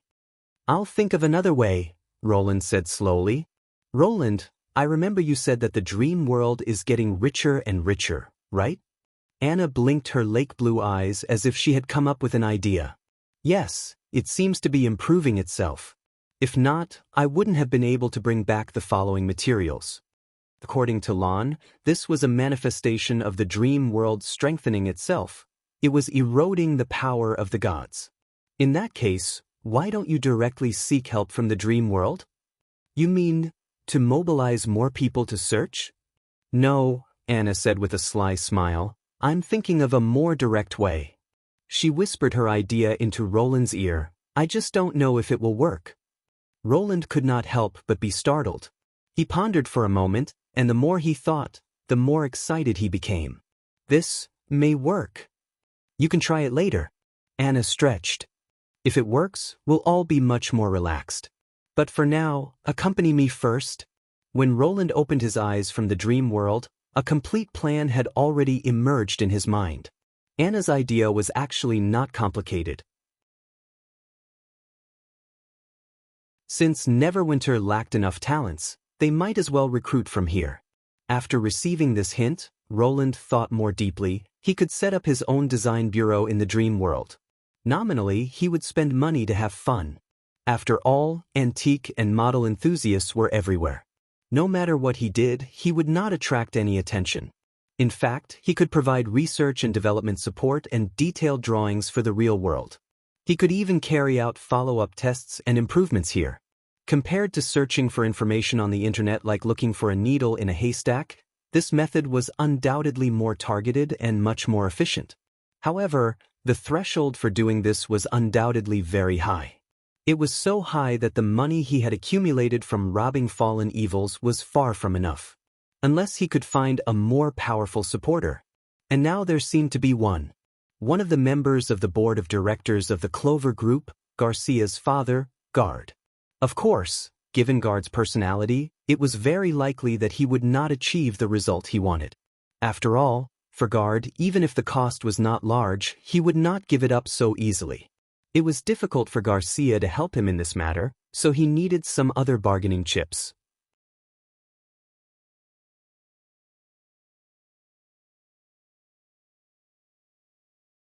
Chapter 12:55. Hello, Mr. Roland. Rock's calm voice came from the other end of the line. I didn't expect you to call me so early. Is there anything urgent? Upon hearing Rock's words, Roland realized that it was only 7 o'clock in the morning. He felt a little embarrassed and said, Sorry, did I wake you up? I'm in some trouble and may need the association's help. It has nothing to do with the fallen evils, but it's really important. It's okay, Rock said calmly. Sleeping for a long time is just a habit of the body. For an awakened at my age, I spend most of the day with my eyes open. If there's any trouble, just tell me. Recently, he had been very active in the eyes of the Martialist Association's higher-ups. Not only was he the most active in dealing with the fallen evils, but he was also one of the best. He was only inferior to the Crusade group led by the two Guardians and the Star team led by Fei Yuhan. More importantly, compared to other Martialists, he always acted alone. Such a high efficiency in eliminating the fallen evils had greatly boosted the reputation of the conservative faction and made him as influential as the higher-ups. Of course, this was the result of Roland's best efforts to conceal his achievements. Most of the fallen cores had disintegrated and returned to the dream world. He never hunted fallen evils alone. Every time he took action, he would be followed by a large group of tequila witches. In the face of all kinds of strange abilities, the fallen evils could hardly fight back. In any case, his performance quickly spread among the higher-ups. Now, not only could he freely enter the various facilities of the Martialist Association, but he was also equipped with a phone that allowed him to directly contact the Guardians. Before that, I want to ask you a question. What's the relationship between the Prism City and the Clover Group? Roland remembered that Garcia had told him that her father had participated in the construction of the Prism City. Simply put, it's a long-term cooperative relationship, Rock replied. Of course, we maintain close cooperation with many companies. After all, the operation of the association requires a lot of resources. In other words, we're considered influential clients? You can say so. That's good. Roland quickly explained his needs. There was a rare silence on the other end of the phone. After a while, the other party replied hesitantly, There's no problem with that, but is it really that important to you? It is the same for this world. Roland tried his best to sound as sincere as possible. Even if Nightingale were to come to the dream world, she would not be able to tell that he was lying. If the humans were to fall into a disadvantageous situation in the battle of divine will, he would not be able to escape either. If that really happened, the time in the dream world would also be frozen, and he would be forever frozen in the realm of mind. All right, I understand. Rock didn't argue any further. No matter what, the association is grateful for your efforts. If you hadn't stepped forward bravely, there wouldn't have been so many young people who decided to stay, and our situation would have been even more difficult. Hearing the Guardian's honest reply, Roland was inexplicably touched. Although his reason for killing the fallen evils was very different from the association's, the Guardian's gratitude was genuine and genuine. Perhaps, as Lon had said, for the fallen evils, this world was all there was to them. Roland wanted to say something like, It's nothing, it's what I should do, but he unconsciously said something else instead. I'll protect this place. After hanging up the phone, Roland first saw Zero out. Although she had awakened the force of nature on the day of the erosion of the modern world, she still had to go to school. Moreover, Saint Milan, Dodo, and Ling were all in the same school as Zero, so there was no need to worry about the fallen evils. Roland then went to the Rose Cafe. Since he had contacted Lon, the cafe had never officially opened for business. The shutter gate was always closed. Only by entering the cafe from the side door of the warehouse could one see the other side of the cafe. No matter what time of day it was, the cafe was always bustling. For example, at this moment, the witches were preparing their own breakfast. As soon as they opened the door, an alluring barbecue smell wafted into Roland's nose. After enjoying a sumptuous meal and informing them of their free time, Roland drove the van and left the apartment. The headquarters of the Clover Group was in the center of the city, so Roland soon arrived at his destination. Since he had already informed the association beforehand, this time, before he could reveal his identity, someone had already taken him upstairs. The elevator finally stopped on the 100th floor. Roland walked into a spacious office surrounded by floor-to-ceiling glass windows. He had a new understanding of the financial resources of the Clover Group. "We meet again, Mr. Roland." Guard took the initiative to shake hands with him. "I didn't expect that in such a short time, you've risen from a newbie martialist to a figure valued by the association's defender. You're really impressive." "So polite?" Guard had not paid much attention to him when he took out his hunting license. As expected, compared with personal ability, the background of a rich man was more important to a businessman. After exchanging some pleasantries, Roland went straight to the point. "Did the Rock Defender tell you why I'm here?" Guard shook his head. "Mr. Rock only said that you need help from the group and asked us to help you as much as possible.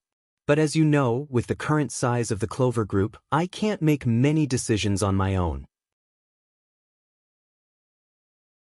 Guard probably meant that it was impossible for him to withdraw from the expropriation of the tube-shaped department. Even if he agreed, the board of directors would not approve it. Roland could not help but laugh. Guard probably thought that he was here to plead for Garcia. In fact, as long as he did not agree, no one could demolish the building under the protection of a group of witches. In addition, the Guardian's words also gave him a lot of freedom. This way of fully trusting him made him feel even better about the association. "It's not too complicated," Roland said, spreading out his hands. "I want to set up a small manufacturing factory or a model factory. The main purpose is to design and manufacture some modern mechanical equipment, such as steam cars, old-fashioned tractors, the kind that will bring back memories at a glance. More riveted steam steel, do you understand?" Guard twitched the corner of his mouth and asked, "To make a movie?" "You can think of it that way. But it's different from those props that only look good. It can actually be moved, and there are some special requirements. As far as I know, the market for this kind of thing is pathetically small. I don't plan to sell it. I just want to build one or two for fun. I don't need an assembly line or anything. This way, I can reduce a lot of costs." Guard was speechless for a long time. In his eyes, this was simply a way to lose money. "I didn't know that Mr. Roland had such a hobby," Guard said after a long while. After a while, he said, "In other words, do you want the Clover Group to find such a small factory and hire the relevant designers and workers? But it sounds quite difficult. Putting aside the factory, the designer must at least be an engineer with relevant experience. Even with the power of the group, it is not something that can be achieved in a short period of time. That's about it. It doesn't matter if it takes a little longer. Let me ask my secretary first." Guard returned to his desk and picked up the phone. A quarter of an hour later, the secretary called back. Guard turned to look at Roland and said, "Maybe there's a factory that meets your requirements." "So soon?" Roland was slightly surprised. "You're tuning in to the Passion Pages YouTube channel. We're so grateful for your support, and don't forget to subscribe to join us on this incredible journey through captivating stories. Your generosity through donations truly makes a world of difference, as it's the primary source of revenue that allows me to expand and enhance this channel for you. Thank you from the bottom of my heart for being a part of this adventure."